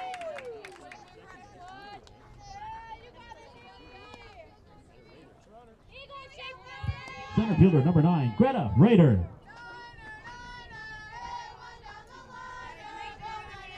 So runner first is Alex Agee. Now Greta Rader with 1 away steps up to the plate. And that pitch comes in for a ball. 1-0.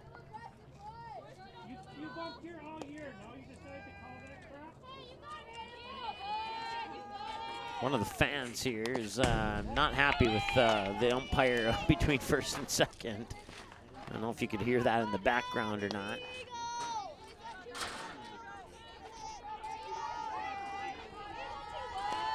One ball, 1 strike.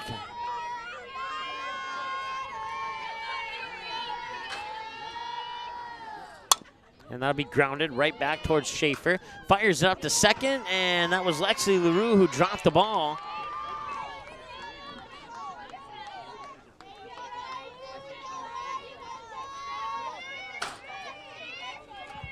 The second baseman, number 8, Sophie Cody. So Rader on with an error that advances Agee to second. And now we'll see Sophie Cody is 1 for 2 with a single and struck out swinging.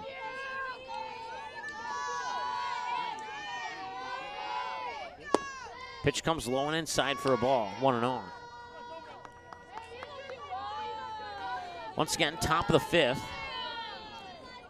1 hour, 18 minutes into the game, 1 hour, 29 minutes into the broadcast. And that pitch comes right down the middle for a strike. Great pitch there by Haley Schaefer. Schaefer, 81 pitches, 55 of them have been strikes. Sophie Cody, the batter, 1 ball, 1 strike. Runner on second is Alex Agee. Runner on first is Greta Rader. That one will roll, and Greta Rader will be called out via runner interference. Cody on with a single.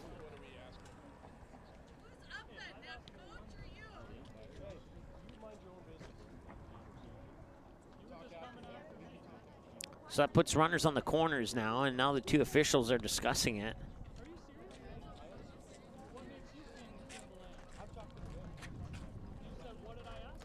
Liza Johnson got down to scoop that ball up as Greta Rader was making her way from first to second. The 2 players collided. I do believe that, in my humble opinion, the right call was indeed made. Greta Rader was out. Assistant coach Tim Howe, not sure if he's in agreement with me on that one or not, as he had a few questions for the umpires. So we'll move on from that. Gabby Oleg, the junior, steps up to the plate. 1 for 2, struck out swinging and a single. And now the first pitch comes across for a strike. That single went out into deep right field her last time at the plate. 1 hour, 18 minutes, time of the ball game. Schaefer will pitch number 84. Swing and a miss for strike 2. 2 away, runners on the corners, and an 0-2 count to Gabby Oleg. Alex Agee, the runner on third. Sophie Cody, the runner on first. And here's the 0-2 from Haley Schaefer, and Oleg goes down on strikes. And they'll leave 2 more stranded on base. We'll head to the bottom of the 5th. Batters 7, 8, 9. Emma Melke, Sam Ranstad, and Aaron Anderson due up. Ava Kalbrenner will throw pitch 82 through 4.5 innings of play. Fargo North 3 runs on 9 hits and 2 Valley City errors and 8 left on base. Valley City 8 runs on 12 hits, 1 Fargo North error, and 4 left on base so far here through 4.5 innings of play. It's 8-3 in favor of Valley City. To the bottom of the 5th we go next after this on the ND Sports Channel. Want to know what I like best about high school sports? I love watching my son run on the field. I love the fact that since he's been playing high school sports, he's making better decisions. And I love knowing that with the proper equipment, education, conditioning, and coaching, high school sports here in North Dakota are safer than ever before. And that's something I really love. This message presented by the North Dakota High School Activities Association and the North Dakota Interscholastic Athletic Administration.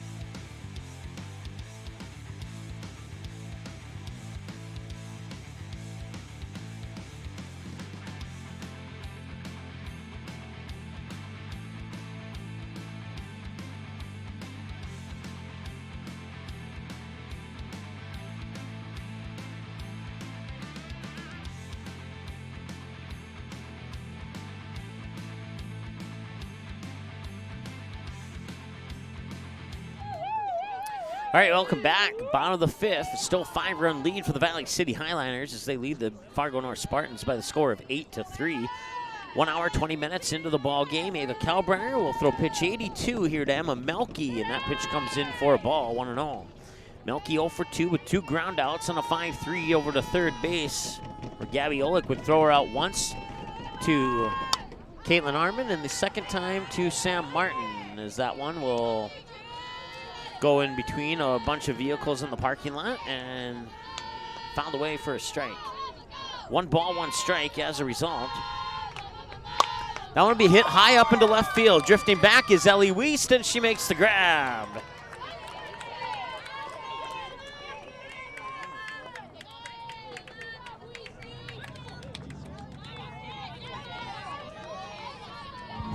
The third baseman, number 7, Sam Ranastat. Sam Ranastat, 2 for 2 with 2 singles. First one to left, deep left field. Second one to shallow left center. This one will be fouled away into the cage for a strike, 0-1.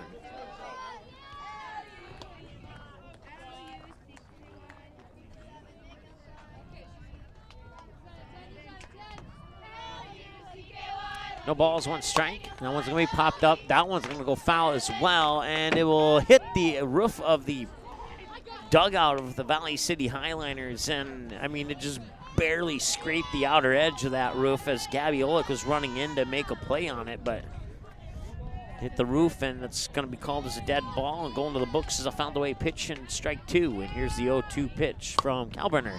That one will stay fair this time, and going for it is Ellie Wiest. She'll pick it up, and she's in at second on a double. Rastat with a double to left field. And now Aaron Anderson will step up to the plate here for the Highliners, as Valley City has another runner here in scoring position.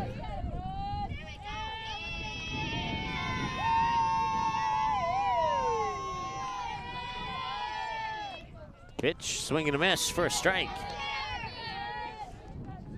Wasn't a really dedicated swing, but it was a swing nonetheless there by Erin Anderson, the senior, who is 1 for 2 with a double and a strikeout swinging her last time at the plate.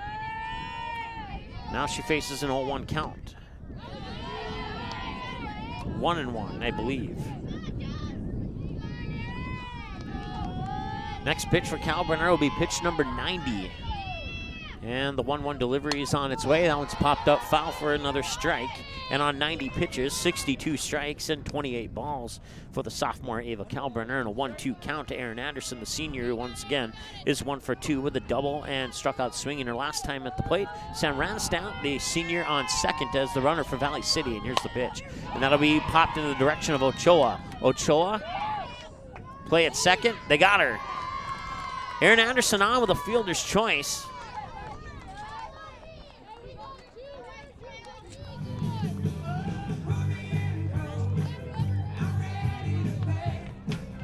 And that'll bring up the next batter here, as I'm still trying to, for some reason, my software is frozen here.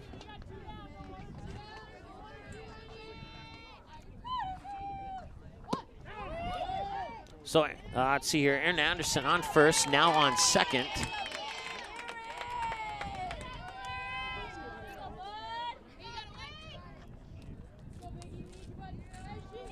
I believe the last pitch came across as a strike. Grace Shear, the batter, by the way.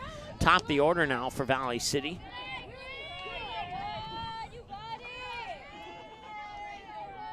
One ball, one strike, I believe. Scoreboard showing 1 ball, no strikes, but there's been 2 pitches. That comes across as a strike. And there we go. Now they added the second strike on the scoreboard. 1-2. Pitch 95 for Cal Brenner right now. 1-2, grounded over to Ochoa. She tried to scoop it up. Rounding third is Erin Anderson. Throw home. Not in time. Anderson scores. And it's an RBI double for Grace Shear.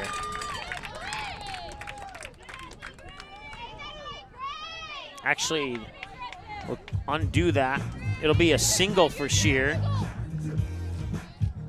The second baseman, number 14, Eliza Johnson. And then Shear advances the second on the error by Ochoa at shortstop, and she wasn't able to pick up the ball. 2 away, and it's 9-3 now in favor of Valley City.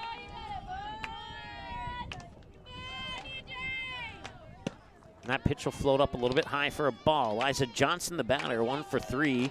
Struck out swinging her first time at the plate, then a ground out, and then a single in that order on her 3 plate appearances so far. 1 ball, no strikes to Johnson, the senior. That pitch will come in as a wild pitch, advancing Grace Shear over to third. And Grace Shear will come home now and score. That makes it 10-3.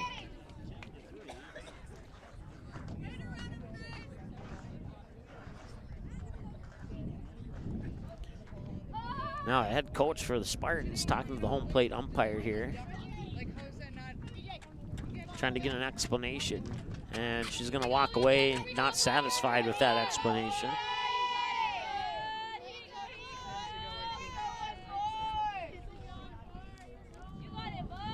That brings up Eliza Johnson.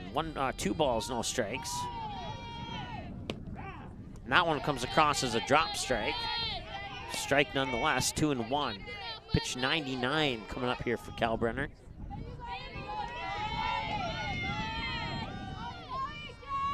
No runners on, a 10-3 lead for the Highlanders here in the bottom of the 5th as that pitch comes up high and over the helmet of Eliza Johnson. Ball 3-1. Becca Thompson's on deck with 2 away if Johnson can get on base. And the windup, and that'll be grounded right past Cal Brenner. Ochoa will miss it again. And Johnson's on with another error.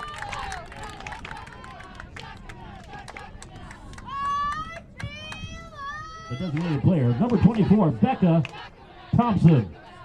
That brings up Becca Thompson with a runner on, and it's 10-3. Valley City needs 3 more runs here, and they have 1 out to work with to make this a 10-run rule game. And on 100 pitches, 68 strikes and 32 balls. Pitch 101 to Becca Thompson coming up here, and here's that pitch. In for a strike. Or I think it was a strike anyway. Nope, they put it up on the scoreboard as a ball.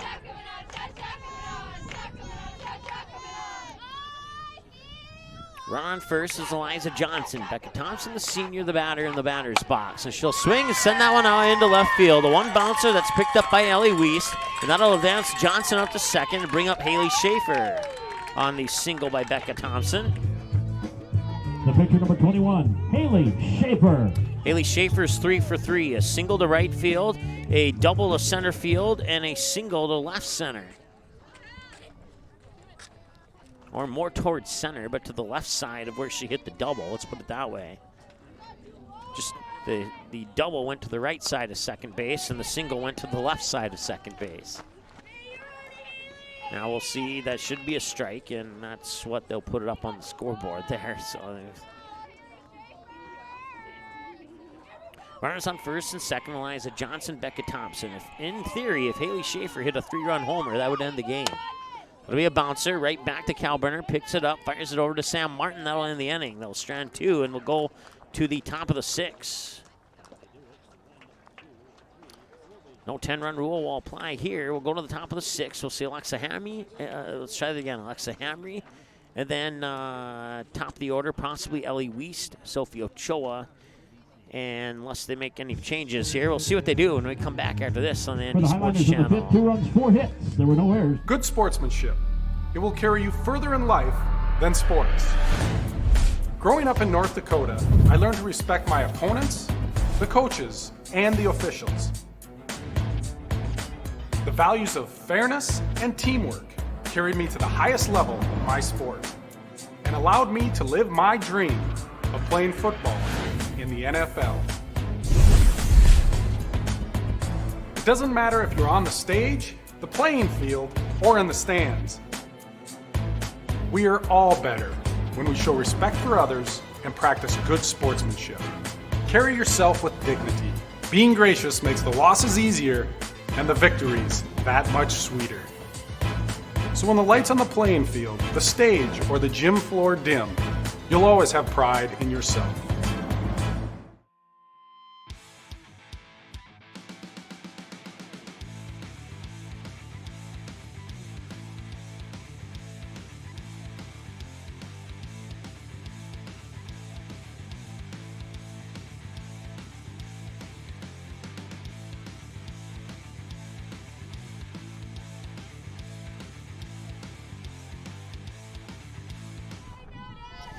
All right, welcome back. Alexa Hamry will step up to the plate.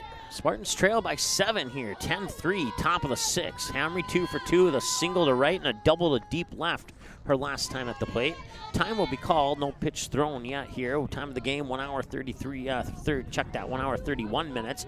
85 pitches for Haley Schaefer, 59 strikes and 26 balls, and here's pitch 86. Two-hopper right over to Eliza Johnson, who can't handle it, and it'll find its way out into deep right field, and that will be Alexa Hamry making it to third. So she gets credit for the single.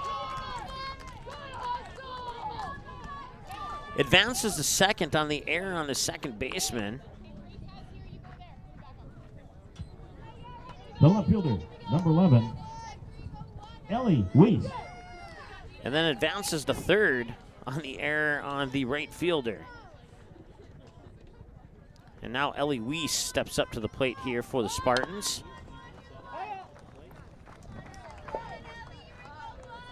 Oh for 1, struck out swinging her first time at the plate. Was hit by a pitch her last time at the plate. And the last time through the order, we had a pinch hitter, Kaylee McCleary, and now she comes back into the lineup as the number 1 batter in the lineup here for the Spartans. Pitch comes across as they'll say that she did the full swing, and that'll be a strike.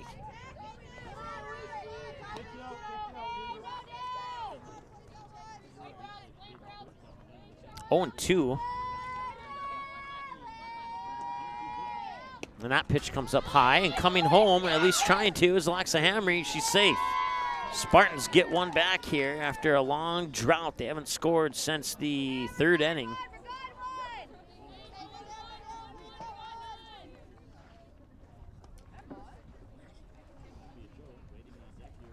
1 ball, 2 strikes. And Alexa Hamry comes home to make it 10-4. Now there's no runners on for Ellie Wiest, and a swing and a miss, and Wiest goes down on strikes for the second time in this game, and that will bring up Sophie Ochoa. The shortstop, number 6, Sophie Ochoa. 1 hour, 33 minutes, time of the ball game. Haley Schaefer, 90 pitches, 63 strikes, 27 balls. She'll throw pitch 91 here to Ochoa. Comes across for a strike. Ochoa, 1 for 3, a ground out, direct ground out to first, and then reached base on a bunt single, and then struck out swinging her last time at the plate, and now faces a count of no balls and 1 strike. That pitch will come outside and just barely miss for a ball, 1-1.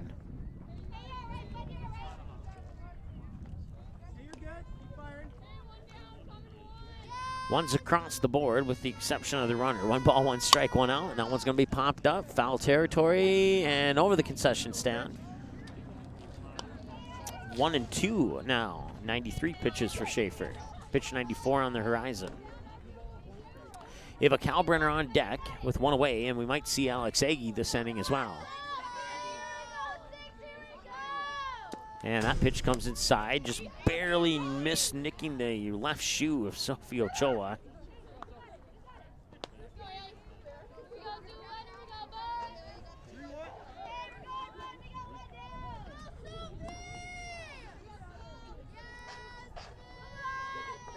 Three balls and a strike and 1 out.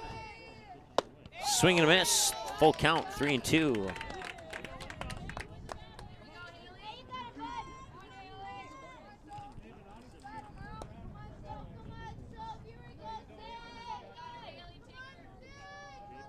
And the payoff pitch, now we popped up foul, and she'll get another payoff pitch.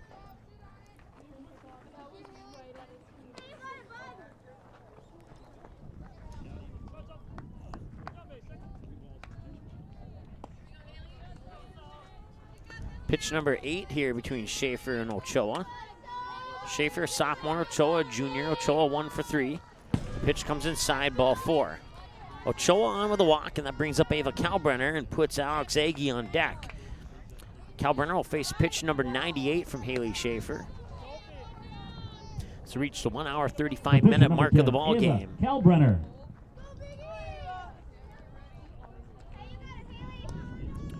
4:33 time of first pitch. It was 55 degrees at first pitch. Now we're under a mostly sunny sky and still 55. Line drive right over the third baseman. It hit the ground and bobbling at first, and they still got it in time. Goes into the books as a 5-3 ground out for out number 2, advancing Sophie Ochoa up to second.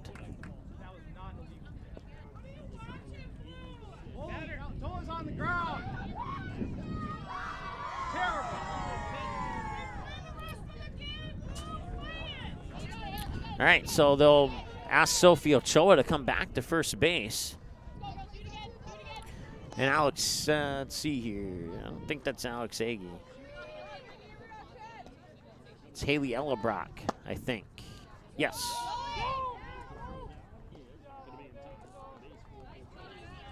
Now Ochoa's on second.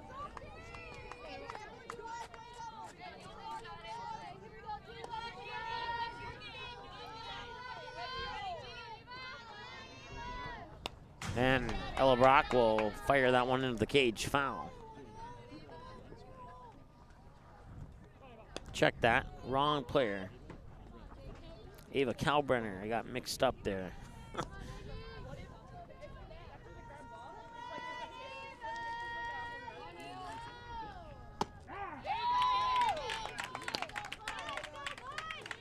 Two balls, 2 strikes to Ava Kalbrenner, the sophomore, who's 0 for 4. Struck out swinging, fly out, a ground out, and a ground out. 2 ground outs to third. And they got her. Strikeout, that should.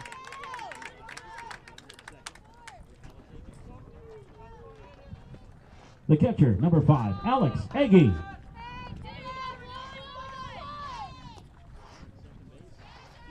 Okay, so must have missed something a couple batters ago here. That one's going to be popped up, center field, drifting back, going back, and it is gone. It's a 2-run homer. for Alex Agee.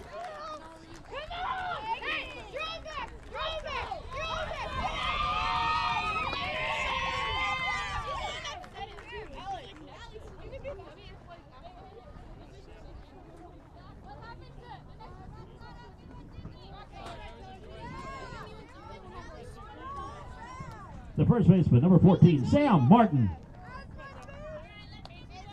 So that brings up Sam Martin now. There's 2 away, and we got the stuff corrected here. That home run was pitch 100, by the way, for Haley Schaefer. So it took 100 pitches for her to give up a home run. And it's 10-6.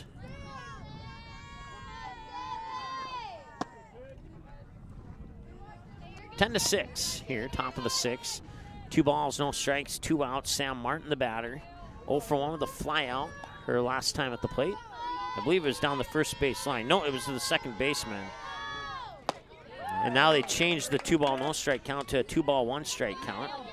And now it's, I don't know, the scoreboard operator apparently is confused as well. Now it says 3-0. We'll just wait here, and it's 4-0. So I'm not sure if there was a strike in there or not. We're going to go ahead and say there was.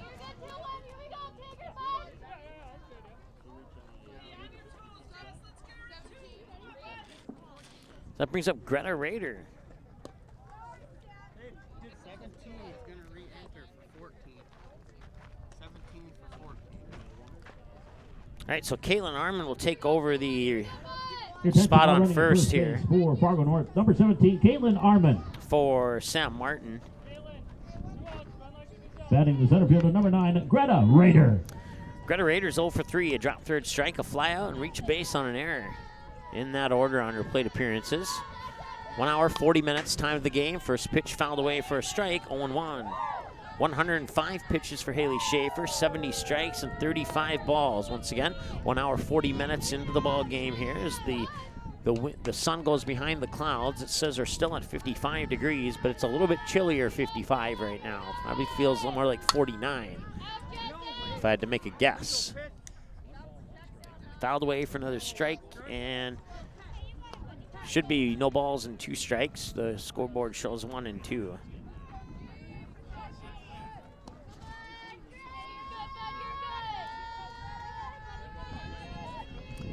Fouled away 2 pitches, and okay, so that's strike 2, I guess.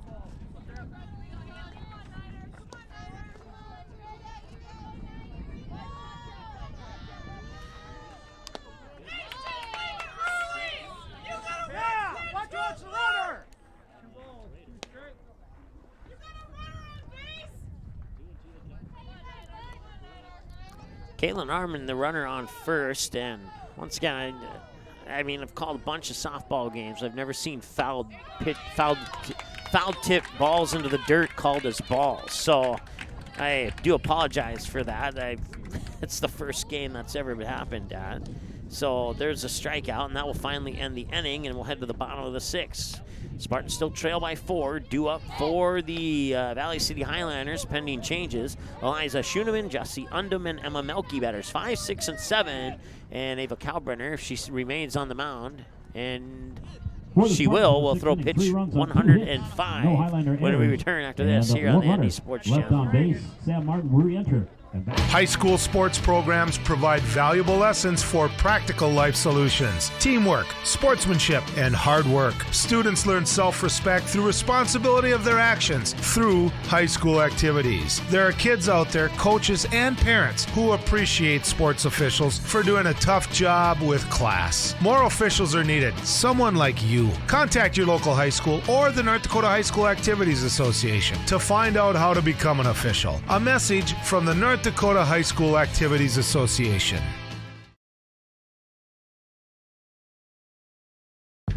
Okay, here are 3 important reasons why your son or daughter should play a sport in high school. Number 1. High school sports teach valuable life lessons like self-discipline and time management skills. 2. Teens who play a high school sport have better grade point averages. And number 3. High school sports are safer than ever before. This message presented by the North Dakota High School Activities Association and the North Dakota Interscholastic Athletic Administrators. All right, welcome back. We're in the bottom of the sixth now. It's a 10-6 lead for the Valley City Highlanders. And it's Eliza Schoeneman, the second baseman, stepping up to the plate now for Valley City. And she'll take the first pitch for a ball, 1-0. Schoeneman 1 for 3, a fly out, foul territory, third base line, and then a ground out on a 2-3, and then a double to left field, and now at least a single to right center.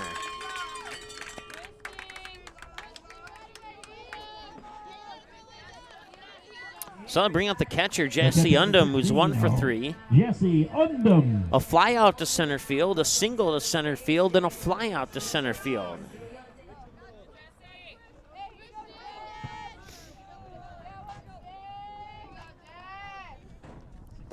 Pitch 106 goes through the legs of Alex Agee, excuse me. And that'll advance Schoeneman up to second. Comes across as ball 1 to Undum. Undum, a junior here for the Highliners. And Kalbrenner will get set. And wind up and deliver the 1-0 down low for ball 2.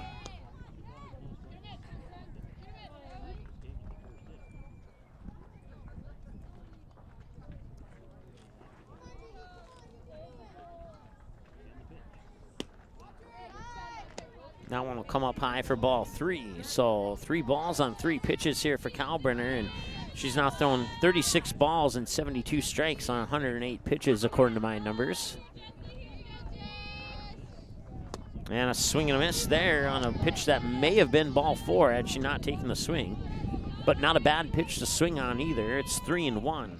Pitch 110 coming up. Eliza Schoeneman, the runner on second here for the Highliners, leading by 4, 10-6 on the bottom of the 6th with nobody out. And here's the 3-1. That one's going to be popped up right over our heads here, and it'll become 3-2 now. It's a full count.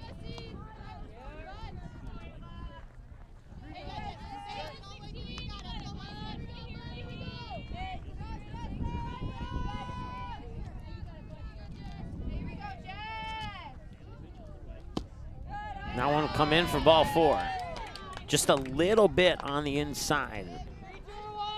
Maybe a little bit high, too. Had it been a little bit lower, that may have been a strike. 111 pitches now, 74 strikes, 37 balls. Time of the game, 1 hour, 45 minutes. We'll have a courtesy runner on first for Undum. Now running at first base for the Highlanders, number 23, Jada Nelson. And the courtesy runner will be Emma Milkey. Jada Nelson will be the runner on first. Emma Melke, the batter, takes the first pitch for a strike. She's 0 for 3 with a ground out to third on her first 2 plate appearances, and then a fly out to Ellie Wiest in left on her most recent trip to the plate. 0-1 is grounded right over to Gabby Olick, and that will roll foul, and she'll have to come back and face a no balls, 2 strikes count. Eliza Schoeneman, the runner on second. You got Jada Nelson, the runner on first. And Emma Melke, the sophomore, the batter. 0 for 3 and now faces a no balls, 2 strikes count from Ava Kalbrenner. Here's the windup in the delivery, the 0-2, and that'll be grounded into left field. Schoeneman will round third, and she will score. And thrown out at third is Jada Nelson. At least I thought she was thrown out. But I guess not. So it'll be 11-3, or 11-6, excuse me. The first baseman, number 7, Sam Radisat. On an RBI double by Melke.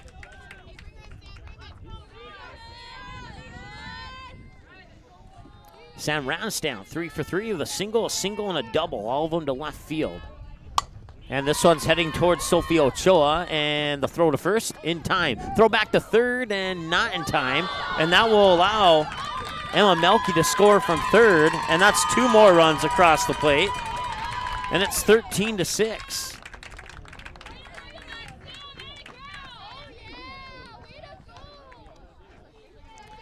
Now assistant coach, or check that, head coach Jones will come out, have a discussion with her teammates in the circle here.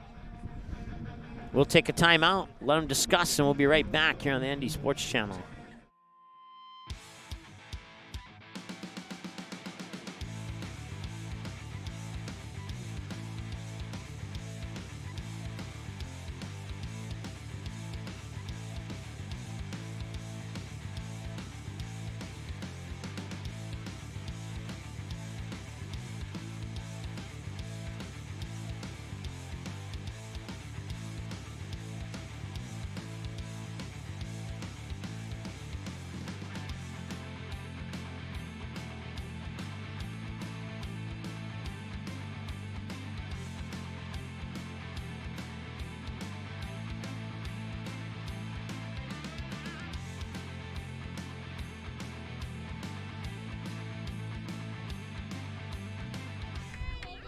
All right, still in the bottom of the sixth, 13-6 in favor of Valley City here. 1 out, and Aaron Anderson 1 for 3.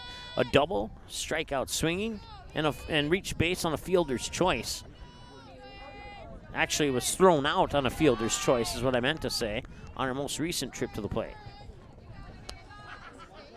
No, check that. She reached base on a fielder's choice. Her teammate was thrown out at second on that last play. So that's what happened. 1 ball, no strikes, and make it 1 ball, 1 strike. The double went out into left field. That was her first at bat. This is her 4th plate appearance in this contest. 1 ball, 1 strike, 1 out. No runners on, and that one will roll foul. 1 ball, 2 strikes as a result. 1 hour, 49 minutes into the ball game.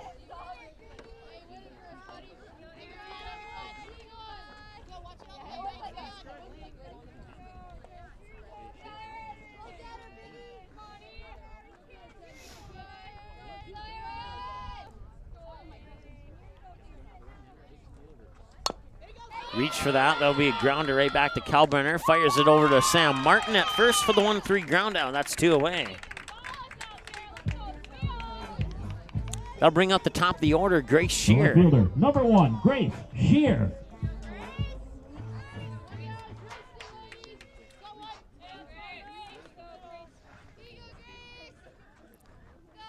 Kalbrenner with pitch 120. In for a strike. Now throw up to second.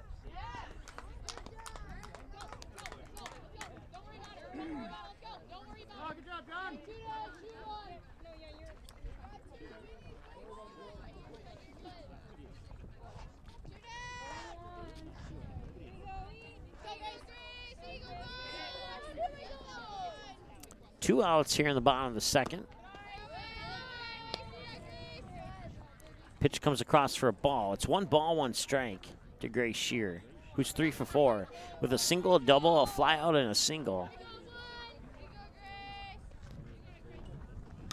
And she made contact on that one. It comes across as a strike. And now, that's what I was referring to. I mean, you make contact and it's a strike, and some of these have been called as balls, and that's what hasn't made sense to me. But that one made sense. 1 ball, 2 strikes. And that will come up high for 2 balls and 2 strikes. 83 strikes and 40 balls on 123 pitches here for Kalbrenner. And with 2 away and no runners on, she'll wind up and deliver the 2-2, and that'll be grounded foul, and it'll remain 2-2. And pitch 125 coming up here for Kalbrenner. Bottom of the 6th, and Spartans will have 1 more chance on the top of the 7th to tie this thing up and or take the lead. Got a little bit of a hill to climb to make that one happen. They've been able to get close on a couple occasions, but then Valley City responds and makes it as if nothing happened prior to that response.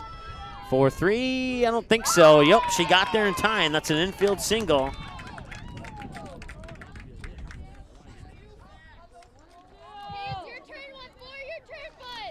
Liza Johnson steps up now, 1 for 4. Struck out swinging, a ground out, a single, and reached base on an error.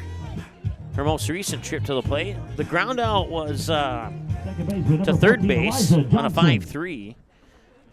reach base on an error was on the shortstop Ochoa last time she was at the plate. Now she's going to bunt down the third base line towards Gabby Olick. Fires it to Martin, not in time. Johnson's on with a bunt single that advances Grace Shear up to second. The designated player, number 24, Becca Thompson. That brings up Becca Thompson.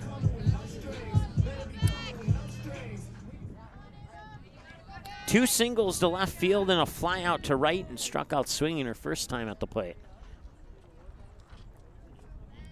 2 runners on and 2 out. Pitch comes a little bit low. That's ball 1. Once again, she has 2 singles. She's 2 for 4. Both the singles were hits out into left field. Here's the windup in the delivery, outside for a ball. 2-0.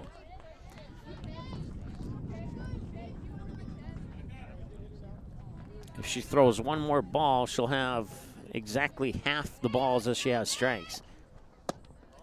And that will miss for a ball, and she has 43 balls and 86 strikes on 129 pitches, according to my numbers here. 1 hour and 54 minutes into the ball game. One of the longer games that we've had here this season. The longest one was 2 hours and 20 minutes, and that was in the Game 2 of the doubleheader against Dickinson. That had to be moved to a different field, so that one doesn't necessarily count because part of that time was the delay in moving fields. Thompson, up to first on the walk, and now Haley Schaefer. 3 for 4, a single, a double, a single, and a ground down on a 1-3. Right back to Kalbrenner her last time at the plate as that pitch comes in low for ball 1. 2 away, bases loaded. You got Grace Shear, the runner on third, Eliza Johnson, the runner on second, and Becca Thompson, the runner on first. Here's the windup in the 1-0. Outside, down low, coming in from third is Grace Shear, and she'll be in safely. And it's 14-6.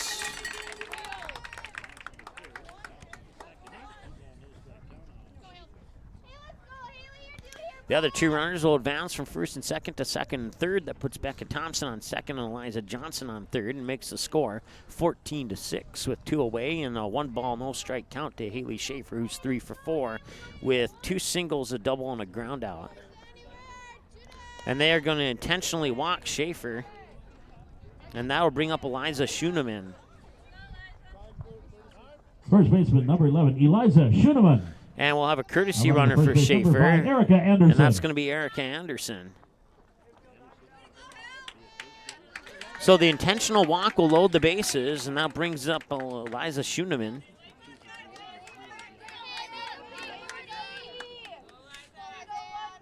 Two away here in the bottom of the 6th. Kalbrenner with pitch 132.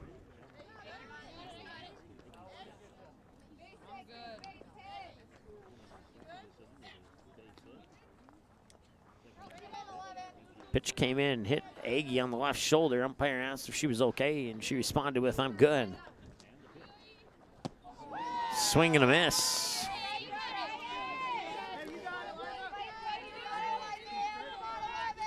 Schoeneman 2 for 4, fly out, a double, a ground down, and a single. Swing and a miss, and that ends the inning. They'll strand all the runners on all the bases. Kalbrenner gets a strikeout. We go to the top of the 7th. Sophie Ochoa, Gabby Olick, and Alexa Hamry. And pitch 111 coming up from Haley Schaefer. If she stays on the circle, we'll see here right after this on the ND Sports Channel. Watch all the games on the ND Sports Channel on your home television screen. If your smart TV, Blu-ray, Xbox, PlayStation, 4K, or DVD player has access to the YouTube app, you can watch the ND Sports Channel on your big screen TV right at home, both live games and replays. Simply click on the YouTube app on your smart TV, and with the remote, move over to the search button, type in or highlight ND Sports Channel, and then select the live feed or browse the game library and watch a previous game on demand anytime you'd like. We invite you to subscribe to the YouTube channel, www.youtube.com/c/ND Sports Channel. You can also watch live games and replays of games on your mobile device using the YouTube app, which can be downloaded from your mobile device's app store if it's not already on your device. Thanks for watching the ND Sports channel, ND Sports Online.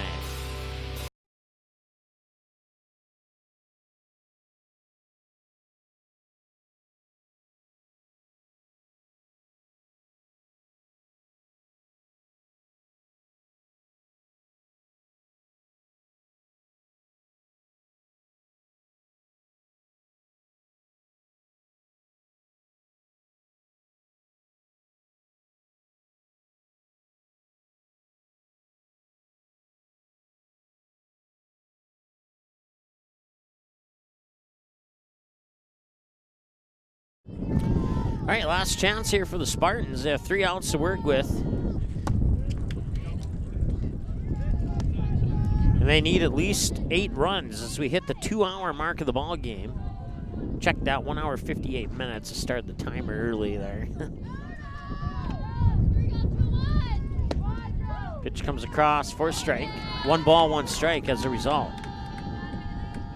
Cody 2 for 3. A single to left center, and then a strikeout swinging, and then an infield single. And that one's going deep left center field. All the way back in. It is right in front of the fence. And now the throw up to second, and she's in on a double.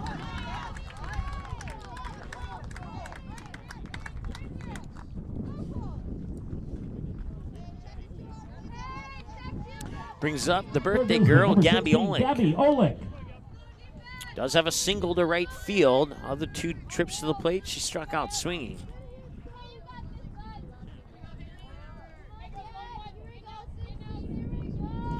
Nobody out, runner on second. Pitch comes up high, ball 1 to Gabby Olick.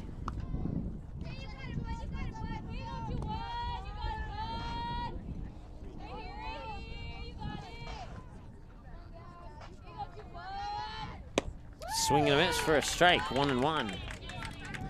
Fargo North so far, 6 runs on 12 hits, 3 Valley City errors, and 9 left on base.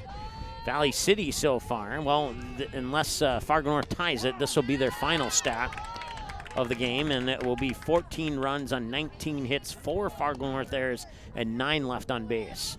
So the only way that will change for Valley City is if Fargo North happens to come back and tie this thing up and or take the lead. Nobody out, runner on second. 2 balls, 2 strikes to Gabby Olick.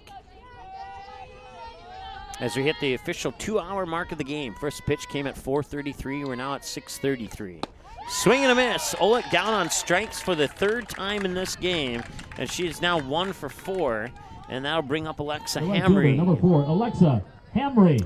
Hamry's had some success. She's 3 for 3. A single to right field, a double to deep left center, and then another single to shallow right field.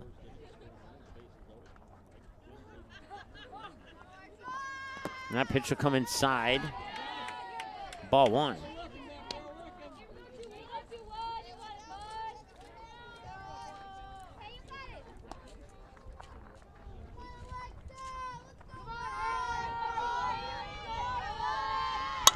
That would be a line drive right over to Schoenemann. Well, she's not perfect anymore. Schoenemann had to get down low on that one there to make sure it stayed in her glove and didn't go out into right field. Nice play there by the senior first baseman. And now Ellie Wiest 0 for 2. Struck out swinging, hit by a pitch, and struck out swinging. Showing bunt and misses it, strike 1. 2 hours, 1 minute, time of the game so far. 2 away, runner on second is Sophie Cody. The batter is Ellie Wiest. Haley Schaefer with pitch 120, and it's a strike, 0-2. 81 strikes and 39 balls on 120 pitches. 2 hours, 2 minutes, time of the game. No balls, 2 strikes to Ellie Wiest. Schaefer with a strikeout here would end the game. And nope, that'll come in across as a ball 1. So Wiest will see at least 1 more pitch. If she can get on base, we'll see Sophie Ochoa. And she will ground out to Haley Schaefer on the 1-3, and that ends the game. 1-3 ground down, your final score, Valley City 14 and Fargo North 6. We'll take a timeout, add up some numbers, and come back with your post-game show right after this. Time of the game, 2 hours and 2 minutes. Back with more in a moment here on the ND Sports Channel. This is Michael Hall, a senior at Kindred High School and the 2018-19 North Dakota High School Activities Association Distinguished Student. While the scoreboard reveals the winner of a high school athletic contest, the real winners are those that display good sportsmanship. We need those people who treat competition as a game and not a war. People who show genuine concern for an injured player and those who accept all decisions of the game officials. Remember to be a good sport and a good citizen when you attend a high school game. A public service message from the North Dakota High School Activities Association. This is what matters. This is beyond X's and O's. This is the difference mutual respect makes. This is what character looks like. This is what defines us in North Dakota. This is sportsmanship. School sports, it's not the outcome that matters most, but the way the games are played. This message presented by the North Dakota High School Activities Association and the North Dakota Interscholastic Athletic Administrators Association. Good sportsmanship. It will carry you further in life than sports.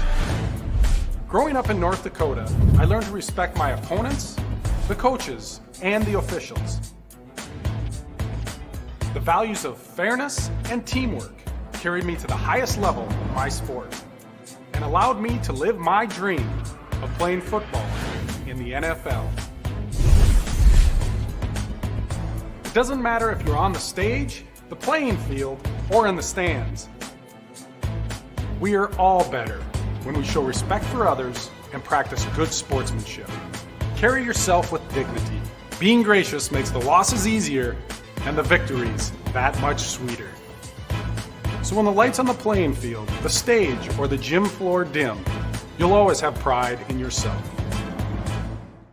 Did you miss any or all of this live game broadcast? Not to worry. Over 90% of the games streamed on the ND Sports Channel are available on demand 24/7 under Game Rewind on our website, so you can watch the game anytime. You can also take advantage of the DVR feature and watch a delayed version of this live broadcast, and at any time return to live action simply by clicking the live button. Now you don't have to miss your son's huge game-winning goal or your daughter's set-sealing ace serve.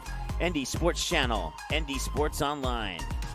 High school sports programs provide valuable lessons for practical life solutions, teamwork, sportsmanship, and hard work. Students learn self-respect through responsibility of their actions through high school activities. There are kids out there, coaches and parents, who appreciate sports officials for doing a tough job with class. More officials are needed, someone like you. Contact your local high school or the North Dakota High School Activities Association to find out how to become an official. A message from the North Dakota High School Activities Association. Looking for future leaders we can believe in? Look no further than the high school student athletes right here in North Dakota. High school sports teach young people how to be effective leaders. It includes learning to listen, accepting responsibility, being a good role model, and it's about respect. The result, it transcends sports. It gives us hope for the future. This message presented by the North Dakota High School Activities Association and the North Dakota Interscholastic Athletic Administrators Association.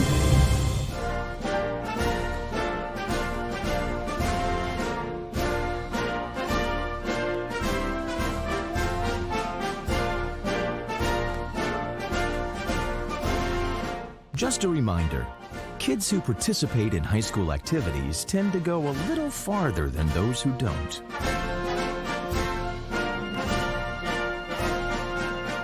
Take part. Get set for life. What do basketball, choir, drama club, and marching band all have in common? They're all high school activities that offer learning opportunities not necessarily found in the classroom. They take up just a fraction of a typical North Dakota high school's budget, and they go a long way to giving young people the tools they need to thrive. High school activities, they're more than extracurricular. They're extra important, too. This message presented by the North Dakota High School Activities Association and the North Dakota Interscholastic Athletic Administrators Association. This isn't Madison Square Garden. These drills probably won't make anyone a #1 draft pick. But these players are practicing for something important. While they work on their jump shots, they're also learning teamwork, discipline, self-confidence, how to deal with wins and losses. skills that will make them winners long after they leave the court. Support high school activities in your community, because when kids take part, they get set for life. The game is close. It's a big rivalry. Students jump out of their seats while the cheerleaders lead the chanting. Everyone is on edge. The shot is up and the buzzer sounds. All eyes follow the ball. Will it fall through the net? You can hear the hush of the crowd. With your whistle, you watch if his feet were inside the line or not. The crowd erupts. It's a game winner. Or is it? You make the call. Become an official. Contact your local high school. A message from the North Dakota High School Activities Association. This stage is nowhere near Broadway, and none of these actors will be accepting an Oscar anytime soon. Still, they are rehearsing for something important. While they learn their lines, they're also learning teamwork, discipline, self-confidence, that everyone has a part to play. Skills that will make them stars long after the curtain falls. The National Federation of State High School Associations reminds you that when kids take part in high school activities, they get set for life. Okay, here are 3 important reasons why your son or daughter should play a sport in high school. Number 1. High school sports teach valuable life lessons like self-discipline and time management skills. 2. Teens who play a high school sport have better grade point averages. And number 3. High school sports are safer than ever before. This message presented by the North Dakota High School Activities Association and the North Dakota Interscholastic Athletic Administrators. It's the kid in grade school who paints her face blue and white before every home game. It's the accountants and salesmen who give up their Friday evenings to referee. It's the cashier at the corner convenience store who wears school colors on every game day. What makes high school sports here in North Dakota so special? They do. You do. We all do. This message presented by the North Dakota High School Activities Association and the North Dakota Interscholastic Athletic Administrators Association. All right, welcome back. Post-game show. Once again, your final score, Valley City 14, Fargo North 6. And take a look at your game recap here. Let's hit the right button. There we go. It was 1-0 Valley City at the end of 1. Fargo North would not score in the top of the second. Valley City would get 2 more in the bottom of the second to make it 3-0.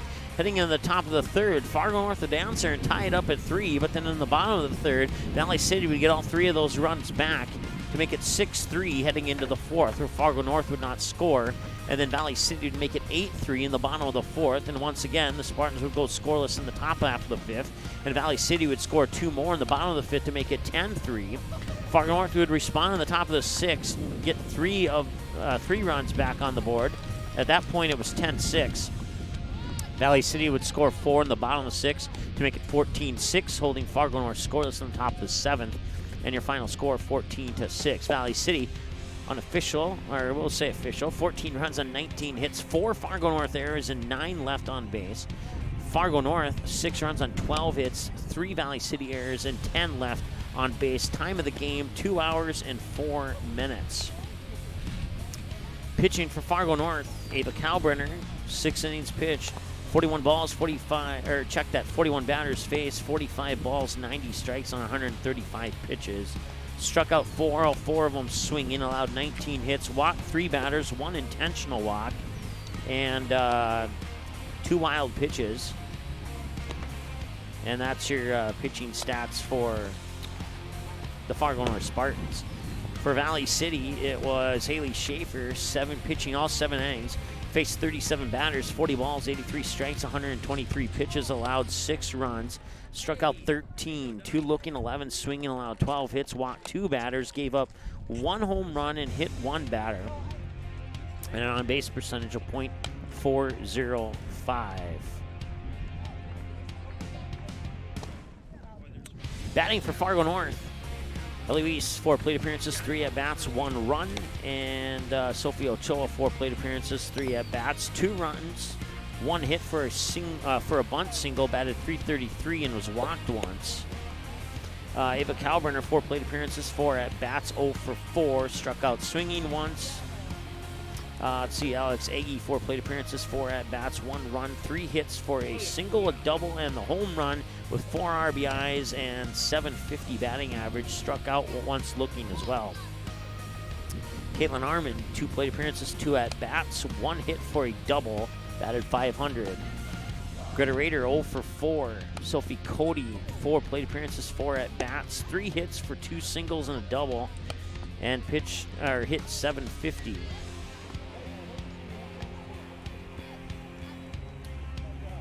Apologize, we lost that screen here for a moment.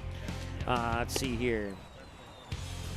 Gabby Olick, 4 plate appearances, 4 at-bats, 1 hit for a single, batted .250. Alexa Hamry, 4 plate appearances, 4 at-bats, 2 runs, 3 hits, 2 singles and a double, and batted .750. Sam Martin, 2 plate appearances, 1 at-bat, 0 for 2. Kaylee McCleary, 1 plate appearance, 1 at-bat, 0 for 1. Team totals: 37 plate appearances, 34 at-bats, 6 runs on 12 hits, 1 bunt, 6 singles, 4 doubles, and 1 home run, 4 RBIs as a team, batted .353. 2 batters were walked, 2 struck out looking, 11 struck out swinging for 13 total. 1 batter was hit by a pitch, and 3 stolen bases for Fargo North in that contest. For the home team, the Valley City Highlanders, Grace Shear, 5 plate appearances, 5 at-bats, 3 runs, 4 hits for 3 singles and a double, and 2 RBIs, batted .800. Eliza Johnson, 5 plate appearances, 5 at-bats, 1 run, 2 hits, 1 bunt, 1 single, batted .400.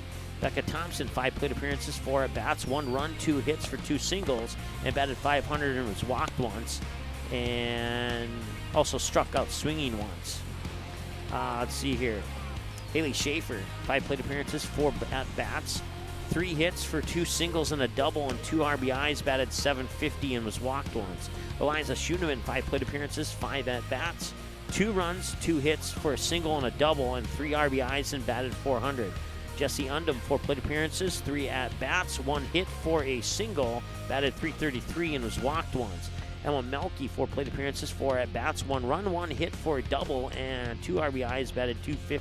Sam Ranstadt, 4 plate appearances, 4 at-bats, 1 run on 3 hits, 2 singles and a double, and 1 RBI, batted .750. Aaron Anderson, 4 plate appearances, 4 at-bats, scored 2 runs, 1 hit for a double, and 1 RBI, .250.